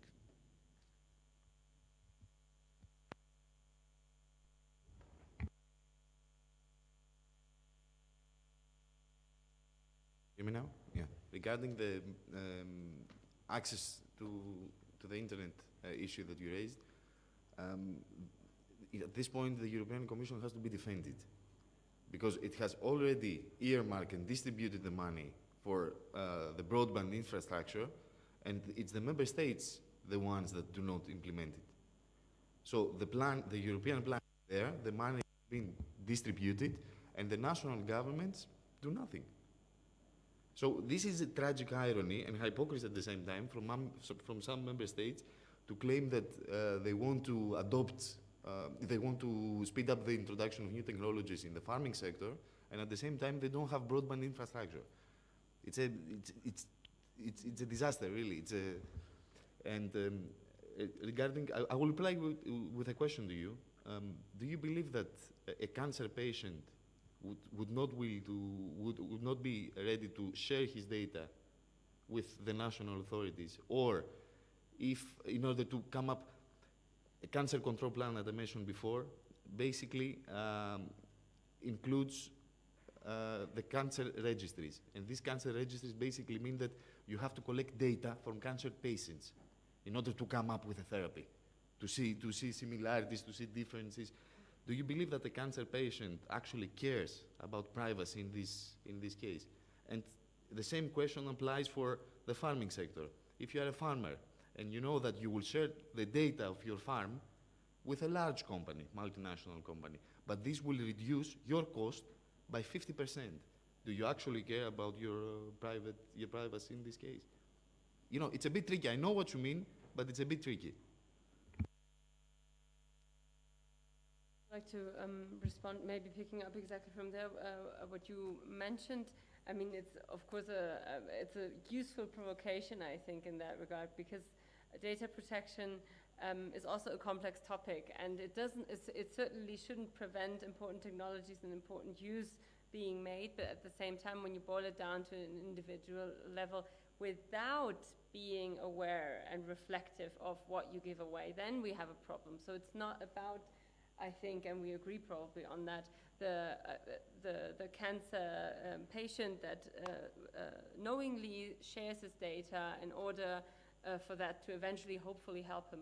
But if I use a bike sharing app in Berlin that is hosted by a Chinese company, it may sort of be completely, I may just not think about the implications of that, because my only goal is to have easy access to infrastructure and move from A to B. But what I do in effect is not only share my name and credit card data, but also the way I move within a city on a maybe regular basis, and the institutions I possibly visit that may eventually become somewhat relevant to not only a certain company, but maybe when we live in not such a democratic system, to a system that can then make use of that. So that, I think, is a privacy a conundrum that we will always face, and so there is no easy answer to it, of course. But when we speak about European sort of the European level to solve this, I do think we need European answers for it. And as a matter of fact, I mean, the data protection regulations that have been agreed on a European level, they will also help other people around the world, because some companies that set up their privacy standards with the apps that they design, for example, they simply don't have the capacities to set them up for all the various different standards, but they go to the maximum standard that is required to use it in a certain area, and that can be Europe. And then they apply that also to other contexts. So there are a lot of actually people from other countries coming to European capitals saying, thank you, please push this, because it will also improve our privacy and our places. So that's one other element, just to add that onto it. And then I wanted to comment on, I forgot your name, you're from Croatia, you mentioned, yeah? Yes, okay, yeah, of course. Well, you know, no internet coverage. Believe me, it's not just a problem of the Western Balkans, and I can actually assure you that the G3 and the G4 coverage in this entire region is better than in Germany. That just is trash talking Germany potentially, but just to tell you that sometimes sort of not everything that shines is golden, I think, is what we say. So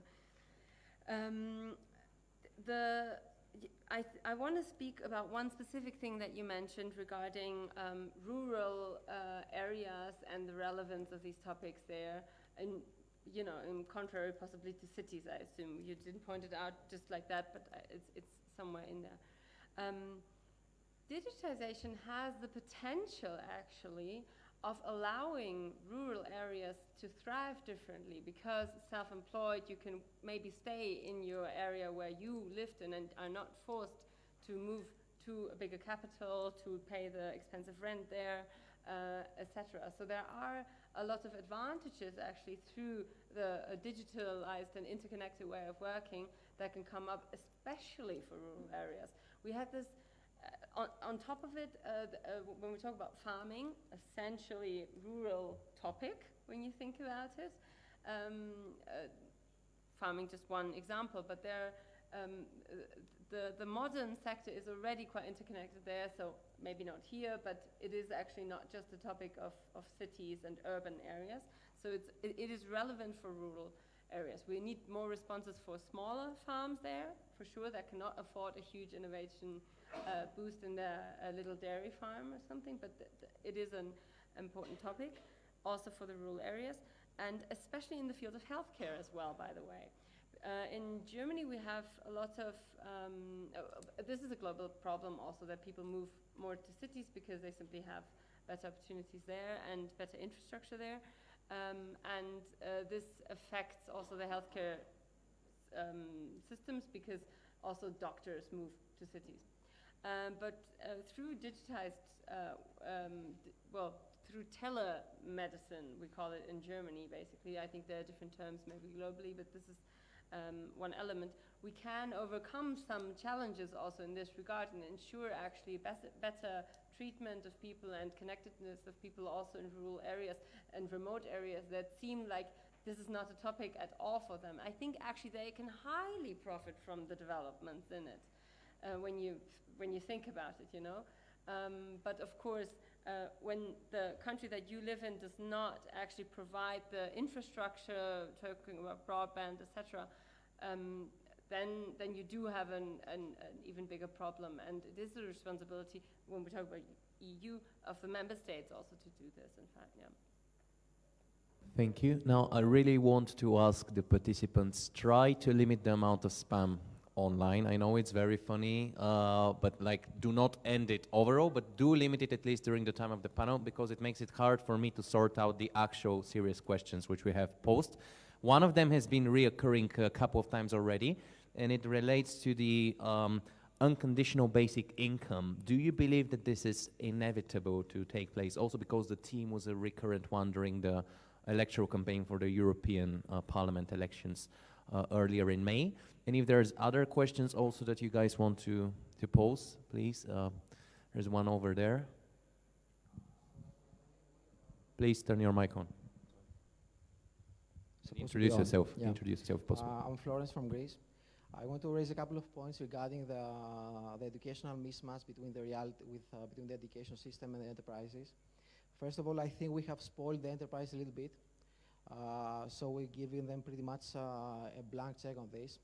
A couple of examples from my experience. I've run hundreds of interviews with data scientists, machine learning engineers, and from my experience, I can see that what is missing is not like advanced knowledge of algorithms from right after school, but rather basic knowledge of statistics and calculus. So these are pretty much basic things. I think the education system should focus on these basic ones that have been the basic and the simple ones, the fundamentals for the last 200 years. The second part is the education system should focus on fostering the culture of work, like doing presentations, meeting, and group assignments. I'm pretty sure mostly everyone has noticed that in our working session or working groups, I'm pretty sure there are 2 or 3 guys that you can see for sure that they've never worked on in a group assignment before. That's what's lacking in the industry. And taking from Sarantis' example about the Greek Minister of Education, there was a research from the Greek Federation of Enterprises a couple of weeks ago about the enterprises said we cannot, half of our position, we cannot find people to fill those. As my grandpa used to say, this is bullshit. Meaning that what they mean is that although, and I have a pretty clear picture of the Greek market in that sense. What they mean is that some of the students, they study in university like a database system from a vendor Y, which is a cheap vendor, and I am a vendor of, I have bought a database system from Microsoft. And so this guy, he doesn't have the skill of using the Microsoft system. Yeah, but the Microsoft system, it has a license of 800 euros for each person, for each student. So the enterprise, it expects from the education system for the worker to be ready-made right after school. This is not the case. This was not the case for the first 2, 3 actually industrial revolutions. No mechanical engineer got from MIT to Henry Ford, and Ford said to him, okay, let there be a car, and he made him a car. So the enterprises, it's on their hands, and the EU has not done that much on that sense, because they give money for internships and regeneration programs and so on, and the employers themselves do not educate their candidates. And let me give you an example about of this sense from the agriculture domain. I was a contractor for BASF a couple of years ago. BASF is the largest chem provider in the world. And they do fucking amazing things in things like editing genes and seeds on plants. So there's this thing that you take a seed, you modify it somehow, you plant thousands of them, different modifications, and you take 1,000 pictures every second or so. And you see how it modifies, and if the seed is better quality, you keep it as, you know, it's a done deal, so it's a new prototype. At BASF, the people who worked those was not like 25-year-old millennials who, you know, were programmers or anything. They were like 35-year-olds or 40-year-olds doctors who had studied in Heidelberg. They didn't do that much math or computer science in school, but BASF had invested so much in them for the last couple of years or so that they retrained them to use into this particular case. But BASF did not go back to the university and say, you know what, your curriculum sucks, and you have to do like, you know, advanced seed planting on you know, the math major or something like that. So we should be very, very careful about handing a blind check on the enterprises on defining the education system, because The basic math is always there, will always be there. But the hipstery systems, like information systems, so on, they change every time. And then we cannot expect from the education system to change this curriculum every couple of years or so. So that's my point. Your name again? Sorry. Okay. Before I didn't mention the survey of SEV, of the Greek Industry Association. I fully agree with you. And I'm really wondering why this survey was announced just before the announcement of the Greek education system. It raises some suspicion. Anyway, regarding the second part, but in Greece, you know the situation very well. Is there a specific orientation when it comes to future professions? I doubt that. I don't remember. I studied in a Greek university. I went to Greek schools. Nobody ever told me that we don't need more lawyers. No, it's not the easy part. That's the difficult part, because this is deeply rooted in the Greek society. Because you have to be a lawyer. It's more related to our mindset. This is what I'm saying. But we never had it. I personally, I'm 33 years old. I've never had professional orientation by an expert to tell me, listen, we don't need more lawyers, we need more doctors specialized in this, or we need more, I don't know, more digital skills in agroeconomy. Nobody ever asked me. I don't know what happened in your case, but, and when I defend the private sector involvement in universities, I don't think that it's bad to have Microsoft, for instance, investing money in a training course within the context of the university, and pick 10 people who will basically, 10 students who will basically develop a new application. I don't know whether, I don't see any problem in that.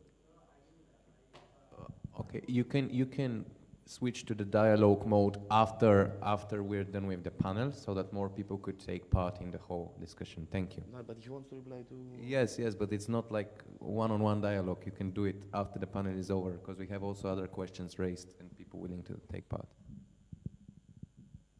So thanks, Antonis, for your contribution with the basic income link that you shared, and I want to switch to that question being posed a couple of times. Is that inevitable to be introduced in European Union at least?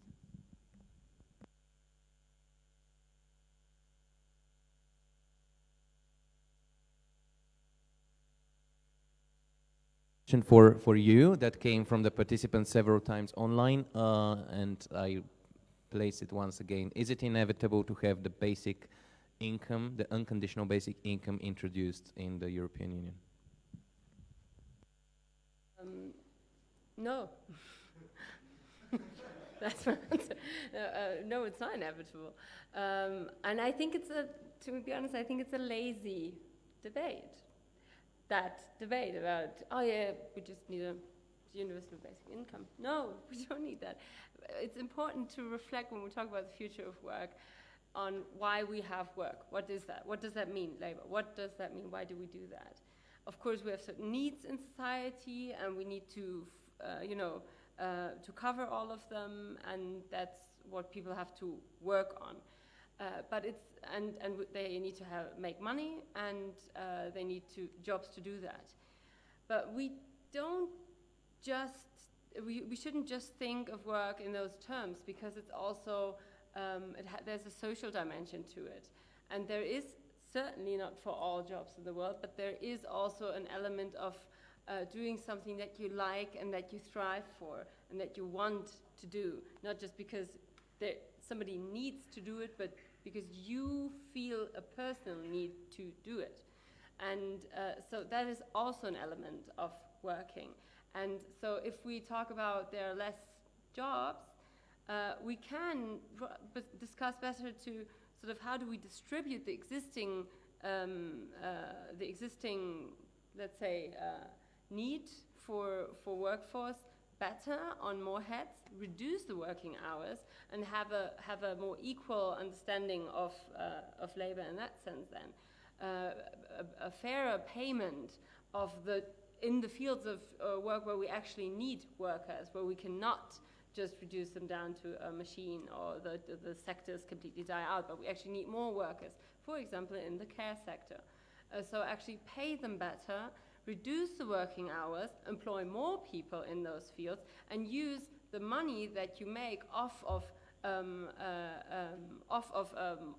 more interconnected and more profitable way of doing business in order to pay for all of that. So that would be kind of my answer to it. And the reason why I find the debate about, oh yeah, well, I guess we need to use universal basic income lazy is because it's much easier to just pay out a check to everybody and be done with it.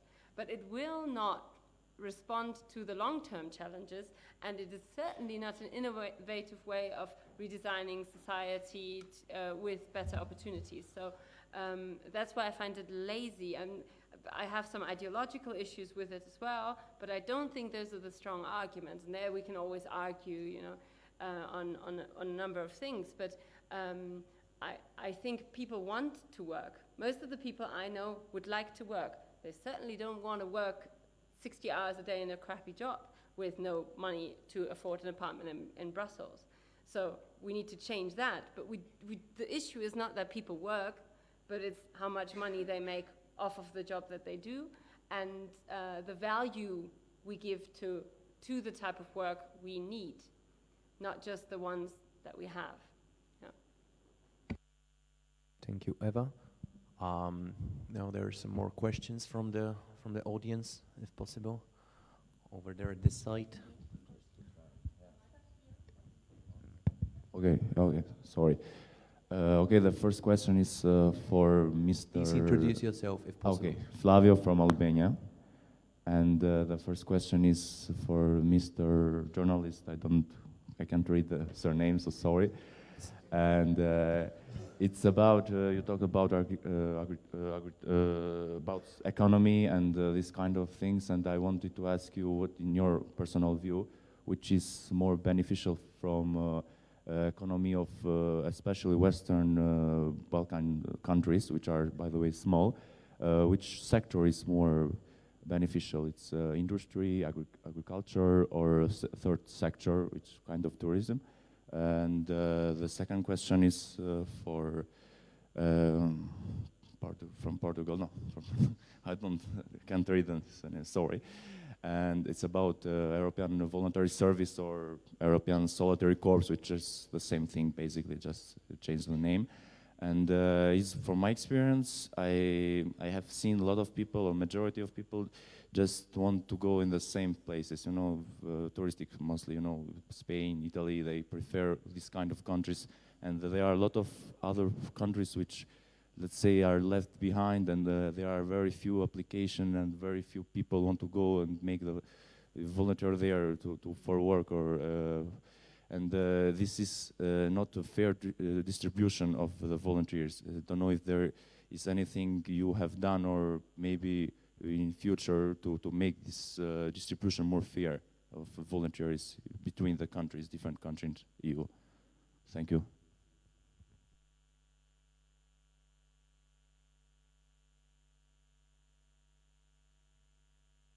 I'm saying.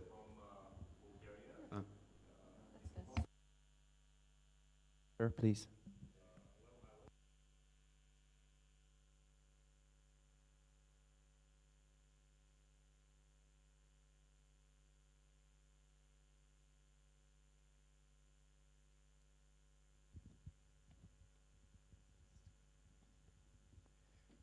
I think that the guys were also able to hear me, but the major question is that, yes, we are focusing on the Southeast Europe, but the effects that this approach to a new way of development of economy in societies will also influence the regions that are neighboring Europe. So my main question is, what will be the effect, let's say, on the bottom billion on our planet, the people that are living with less than $2 per day, and along with the transport demography in Africa, that we are expecting the people there to reach 4 billion by the end of this century. So when we have this strain on the labor markets, wasn't this lead to a large number of people that are unable to find any possibilities for their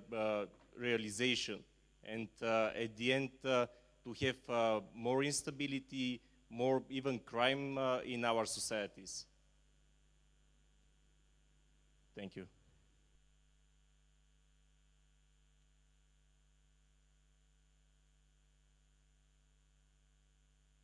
Me? Yes. Okay. First of all, my Greek friend just used the digital way to communicate to me what you didn't allow him to do before. And please do that, because he raised a very, very crucial point, which is basically the internships that were mentioned before as well. And in Greece, the large companies that basically say that there is mismatch with, between the education skills and the market needs, use the internships instead of hiring people. And this is something that, with low salaries, right?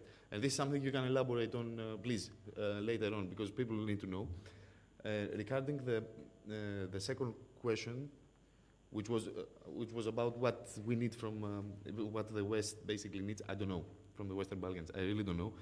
But I can very safely tell you that I work in a multicultural environment, personally, that's my personal standpoint, and I can tell you that people from the Balkan region are very smart and are very quick. And I'm not saying that in order to pay you a compliment, but you are smart and quick. You can act out of the box. I mean, it's exactly the opposite to Western Europe, because if they put you in a box, you're not going to function properly. If they get you out of the box, you can function quite properly, even more effectively. And there is an explanation for that, is that we all grew up in an area where the state itself kept on posing obstacles to your career at every stage. So this inevitably made you creative by nature. And this is something that Western companies actually need. Because when you have to handle a crisis in a company, you need smart and quick reactions. And I can tell you that in many companies, Balkan people take the leadership in that. And I'm happy about that. And regarding the third question, I don't know. This is also, this raises another issue, because you spoke about third countries and what's happening with those countries. As you may have seen, the new European Commission intends to protect the EU way of life. So we don't really care about third countries, ironically speaking. But I see that in the next 5 years, this will, we will face a kind of self-isolation and a quite fierce turn to conservatism when it comes to those issues. And you can see that on migration as well. We only care about Turkey and what Erdogan is going to do, if he's going to open the doors or not. And we don't deal with Lebanon, where the problem is much bigger. So it's the European hypocrisy. We know that. It's not something new.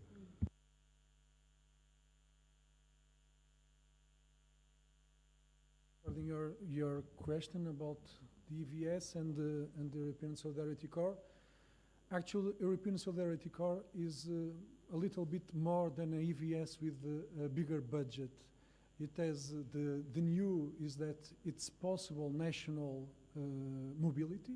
It's an important new that match what you are talking about the countries can receive also volunteers and can also benefit of the contribution of young people in their projects. So there is a difference.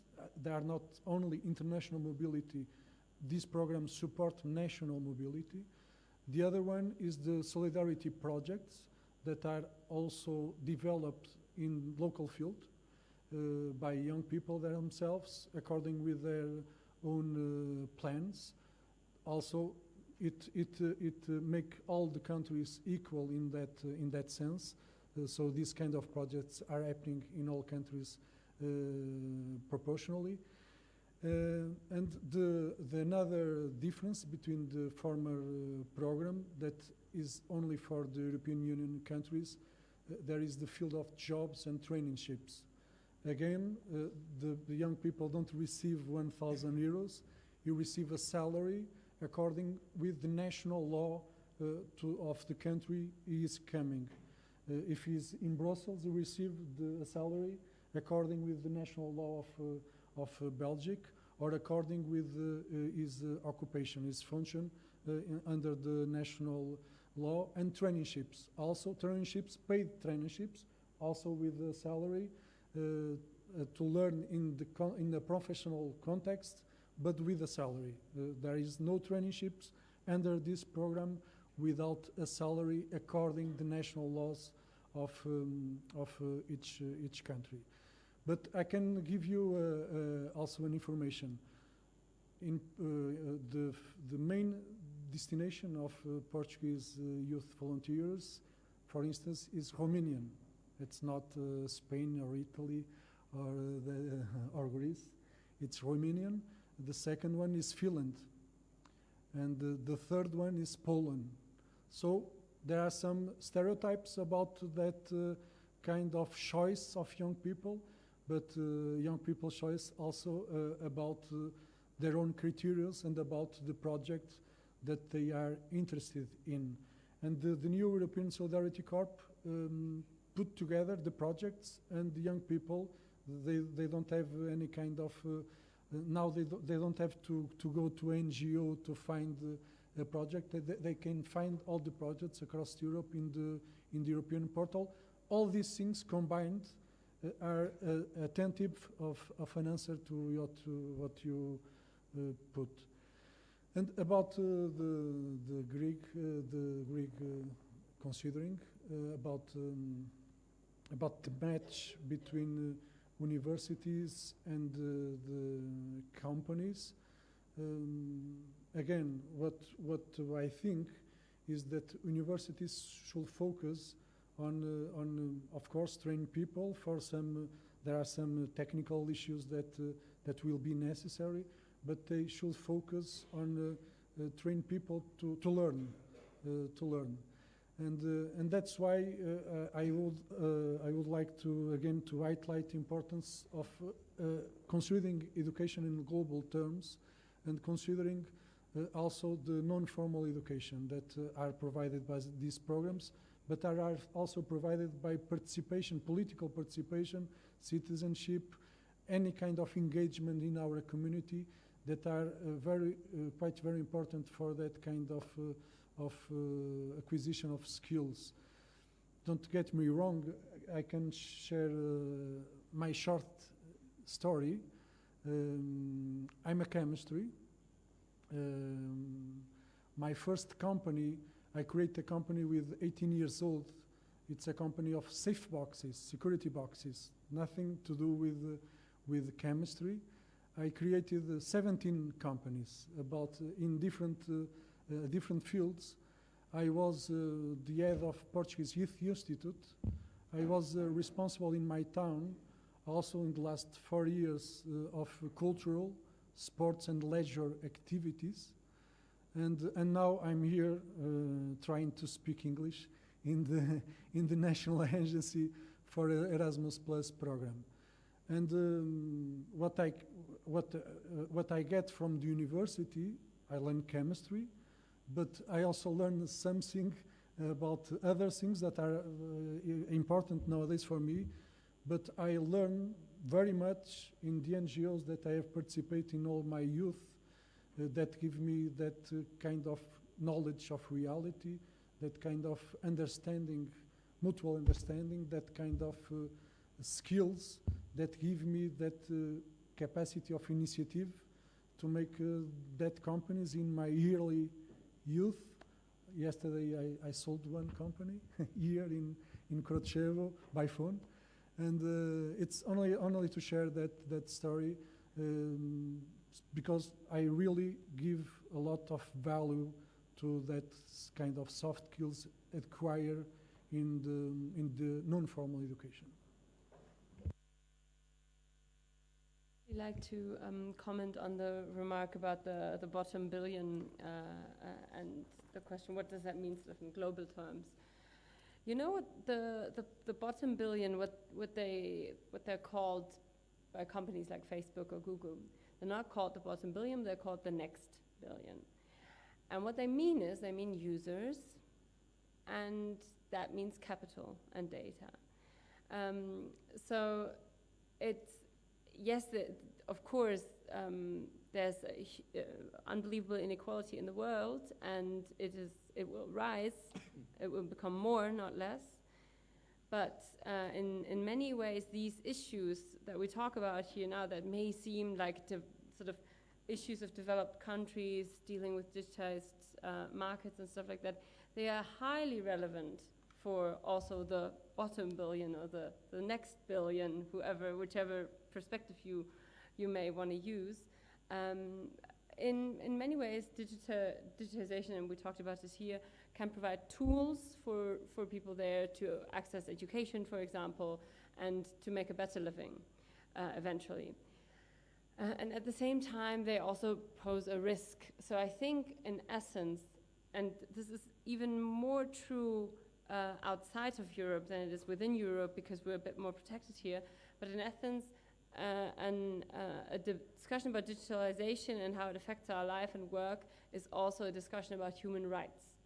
And there is a human right to privacy, by the way. There's also a human right to work, that much about the question of the universal basic income. So I think that is actually what we have to hold governments accountable for. This is their job that they have to do. And when we talk about in global terms, and in countries that are struggling much more also because of the development that we are having within Europe, for example, access to internet is not a given in Tanzania, for example, but companies have found very innovative use how to provide internet to people there, and I don't know if you've ever heard of zero rating. That's an important term to look at in that regard, because it's a tool how you can give some people access to certain sites of the internet, not all of them, but some parts of the internet, and that is being praised a lot because it can really move forward sort of education, because you can use digital tools for education in sort of, for example, in some African countries. And this is used by, this is provided by drones with Facebook. There are these balloons as well that Google is using, and they actually provide access to a certain part of the internet to people. And now I have a huge issue with providing access to a certain part of something and pretending it is everything. And it has major human rights implications. If you sort of diffuse the attention pretending you give something, while in fact all you do is give something in order to take much more, which can be data, it can be information about anything the society works in, it can be just opening certain markets for people to be able to buy this, so apps, great. People may not be able to afford a computer, but they have a phone and they can use the app, and so they can buy something. It has to be cheaper than €5 because otherwise they won't buy it. So let's just, divide things up like that, and then just, basically milk these countries out even further. And the great thing is then people will actually think we're doing something good, because we also greenwash it a bit with providing access through education through a couple of sites. So just a very dark picture maybe, but just to underline that the bottom billion is very much involved in this debate, even though it's in a different format that we may think. Thank you. Now we have probably our final 10 minutes and a chance to get some last questions. I saw that Antonis was posting some of them, also Marco over there on this site. Maybe we can take questions from 3 different people, and then hear the I've been closing waiting for a remarks from the while. panelists. Hi, I'm Violet. I'm Argentinian Italian. I live in Brussels. So I have a question for Sarantis and one for Eva. Eva, coming from Latin America, we have a very strong union presence there. So I was reflecting a bit on Industry 4.0 and being that innovation is disruptive in itself, and it's normally led by private sector. And it sometimes implies and implicates changes of systems, and the state is normally lagging behind and trying to catch up and regulate. I was wondering what will, because you were talking about the modernization of trade unions, and I was really shocked about this because for me, sometimes it even relates to structures becoming obsolete in certain with changes. But I still believe in the power of unions, of course. So my question is, do you think that how do you see these changes in practice? What should be modernized in unions? Maybe some good practices or some cases that you can tell us about, because I'm very scared that it will end up being just every single worker against a capitalist innovative system. And for Mr. Sarantis, sorry, I want to quote you properly because there was also a question in the Slido that has to do with this. When you were talking about EU classification as a highly politicized category, when you were talking about educational Erasmus programs mainly, I think also you we're talking about this, and building on top of Luis's also speech, I do believe that these programs, having been part of many of them, do build these social skills that are needed. Like for me, empathy is a very big skill that will be needed in the work places. And you were also saying that not necessarily these skills will make you get hired after having this kind of programs. Of course, I totally agree with that. But I believe this more identity and social creation of citizenship, let's call it, through this kind of programs, will end up spilling in what is the workers, because I mean, we are social beings and we are going to be workers or are workers. So my question again is more a clarification on what you mean by these highly politicized categories, and how do you maybe see this paradox? Because for me, these programs definitely have an impact on employability and on the work market. Also because you were mentioning languages and better understanding of EU affairs as skills. Can we take two more questions from two different people, if possible? Marco? I have a short, rather practical question. How do you envisage the role of the national parliaments in addressing most probably the digitalization, and how we can help the young people in terms of their transformation to the digital era? So actually, what do you think is the role of the national parliaments? Because we'll need this for the recommendations. Thank you. We have time for probably one final question. Antonis. I have like a million comments, but I will leave them aside. So I just want to make this relevant to our workshops afterwards. So I'd like to get back to Luis. Could you elaborate even more about how Erasmus+, European Solidarity Corps, and other mobility programs directly develop the skills that are necessary for the labor force of the future? Elaborate more on how that happens, and make this link more clear for our participants to be able to elaborate on that in our workshops, and if possible, also mention what could be improved. Thank you. So if you guys wish to answer all these questions, comments, remarks, then that would be probably our final few minutes. With the direct question that was asked, thank you very much for that. So how can unions sort of renew themselves, and what are possibly best practices? I think there are a couple of things that sort of looking at different examples worldwide, that we can collect there. The first one, and it's very relevant, of course, in the topic of digitalization, is recognize change as inevitable and embrace it. So don't try to fight it all the time, but try to understand it and then understand what your role in it is. I think that's oftentimes already a barrier.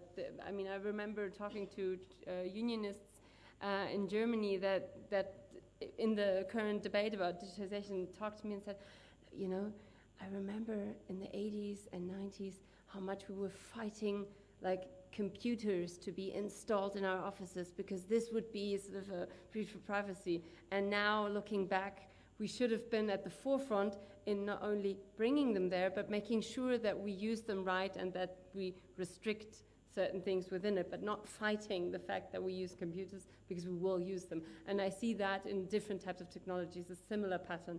So sort of embracing change and understanding that you have to, recognizing that you have to understand it in order to actually shape it. So that's the mindset in a trade union. And how do we get that mindset? I think that mindset we get through younger structures. So they have to modernize also in a very literal sense that they have to get younger. They're even older than political parties in membership. And political parties are old as shit. So imagine trade unions. Speaking as a member of a political party and a trade union as well. So that's important. So you can create youth branches within unions, but you have to give them power as well. Nobody will join a youth branch of a trade union if the youth branch is not involved in decision making. So actually also enable them. Don't just have them there. They have to have a voice in it as well. And the third element is really to realize that you have to organize, sort of start organizing new sectors as well. An example in the energy field, for example, we have defended until the very last minute the 20,000 jobs we have left in the coal sector. And we've completely ignored and abandoned the people in the new energy sector, in wind energy, for example, in Germany, a lot more jobs, by the way, that have since been moved to China. And why has that been the case? Because there were no unions operating there, because we were looking the other way. And so this is really recognize new sectors when they come up and try to get people organized there. Yeah. Oh, and maybe just so that I don't have to speak in the end again about Parliament. What's the role about Parliament? I think two things maybe there. Include have more open sessions with experts from civil society and also the business sector to interview them and to understand the thinking behind them in order to prepare legislation. So take in expertise from civil society on this as well and academia. This can be done in open hearings, etc. So that's a really important role Parliament has and parliamentarians have, and make legislation for the many, not the few.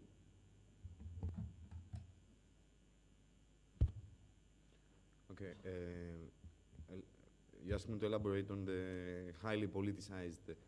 What I basically said before is that I don't agree with the wording. We cannot say that some people are niche, in a sense that it's the flagship of the European Union are the initiatives against discrimination, and we basically discriminate people by calling them niche. They're not niche. These people have skills. And the point of the European Union is to come up with a specific strategy to unveil these hidden talents. Everybody has a talent. But if you call someone a NEET, it's like accepting that, okay, you live in a parallel society, I will do everything in order to attract you in my society because it's more ideal. It's crazy as a concept. But regarding the second part, I didn't question, not at all, the effectiveness of these meetings and these conferences. On the contrary, I can tell you from a personal point of view, I believe that I found a job in Brussels working on EU affairs thanks primarily to my previous experience in the civil society. I had dealt with civil society for almost 10 years, since the first day of my entry in the university. In the beginning, I was in the Jeune Européen Fédéraliste, the Young European Federalists. Then I was part of the National Youth Council, and then the European Youth Forum. And the experience that I gained from this participation is invaluable. So, of course, but it's not the solution to find a job. This is what I'm saying. And the European Union should come up with a new plan addressing the labor market needs and education in particular, and not hide behind EVS and internships and whatever, because they cannot find solutions to the true problems. This is what I'm saying.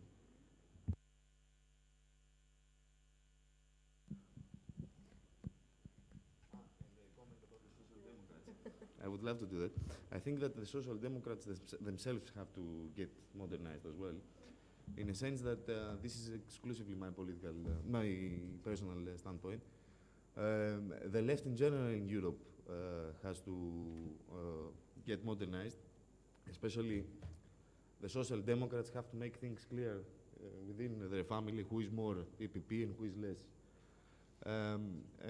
This should open the door as well. This is directly linked to our discussion as well. Because if you want to truly protect EU employees in light of this rapidly changing environment, you need to have a united voice. But with the fragmentation in the center left and left part of the EU political spectrum, you're not going to be able to achieve that. So if you really believe that you have to defend these people, you have to open the door and the dialogue with the left. I mean, fix your problems in your family and get rid of the right-wing people and go to the liberals or to the EPP directly. This is up to you to decide. But at the same time, you have to open the door with the progressive powers on the left part. Because there are the people who still believe that Stalin is there, but there are also people who are really progressive. So you have to have your eyes open as well.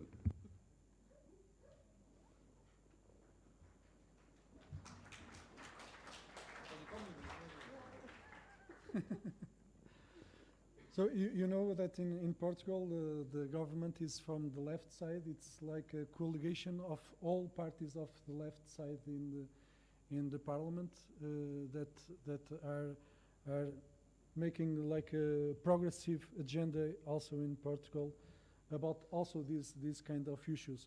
And I see that you are also a result of non-formal education. Your skills and your employability was also a result of your non-formal education experience, and I'm very happy with that because I strongly believe on that. Even if we are, I don't think we are in disagreement. I don't think that this is the answer for our job tomorrow. It's our path to be prepared for the future, to learn how to connect with other people. Because it's not only a case of digitalization. It's not that question. This is happening very fast. It's not a question of know to manage these kind of things. I don't know very well actually. What is happening is that machines are pretty much better than us it will be better than us in many things like repetitive work and many other things, but they will never be better than us in creativity, at thinking outside the box, and at connecting with people. That's why we have to develop that kind of skills that will be humans will be most needed for, and these experiences. My personal case, because it's better for me to explain, my English is very poor. The first time I write a letter was in my association. In school I never write a letter. The first time I have to make a financial report was in NGOs, because in school, in math, I didn't learn how to do that. The first time I need to work together with others, it was not in school, because in school I have exams to graduate. It's not a joint work. The first time I have to speak publicly was in this kind of. The first time I met bureaucracy, state bureaucracy, and learn to overcome the difficulties and barriers that they placed to us was in this context. And it was because of that when I was 18 years old, I was prepared to make my own company. That it was, I can also share with you, my father was unemployed at that time. My father has only the primary school. His generation in Portugal didn't have formal education. So he only had in school 4 years. And he was unemployed, so he was not suitable for the present labor market. So I made a company to employ my father. It was the motivation to do that, and I was succeeded. That's why I pretty much appreciate my experience in that field. My first flight by plane was under this program also. At the time it was called Youth for Europe. It was my first time actually to German for a small village called Neutmachsenfeld. Sounds terrible. Sounds terrible. And when I pronunciate that to any German people, they say, I don't know it. So I'm not pronunciating well. No, So my first experience is doing all of these, organizing things, mobilizing people, bringing people together, trying to connect other allies to make things happen according with my convictions. Everything of this was happening in non-formal education, and I was even better in the formal education because I understand also some finalities of that kind of knowledge also to serve me in my job or in my occupations. Okay, thank you so very much. First, I would like to invite you for a round of applause for our three panelists.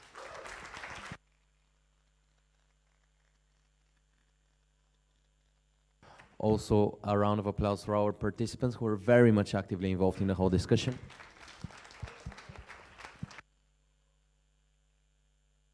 It was a very diverse debate indeed, with a lot of different topics being touched upon. You will have a chance to get further in depth in the discussion during your working groups from 2:30. Obviously, before that, you will enjoy our lunch. You can also approach our panelists as long as they stay around for a few more minutes of their time. Also, thanks for limiting the amount of spam on the online platform. Thanks for mentioning Stalin, a mass murderer, same as Hitler. This was very disrespectful for the memory of 40 million of people, and also for the panelists, also for your time. Since you guys are here as youth leaders, I believe that this is largely unacceptable because it's offense. It's not serious indeed, and it's offensive for people who have suffered from these regimes. So please limit this, at least during the time of the panel and the discussion. It's crossing the line. Practical. There are some changes in the program, guys. So now you will have coffee break.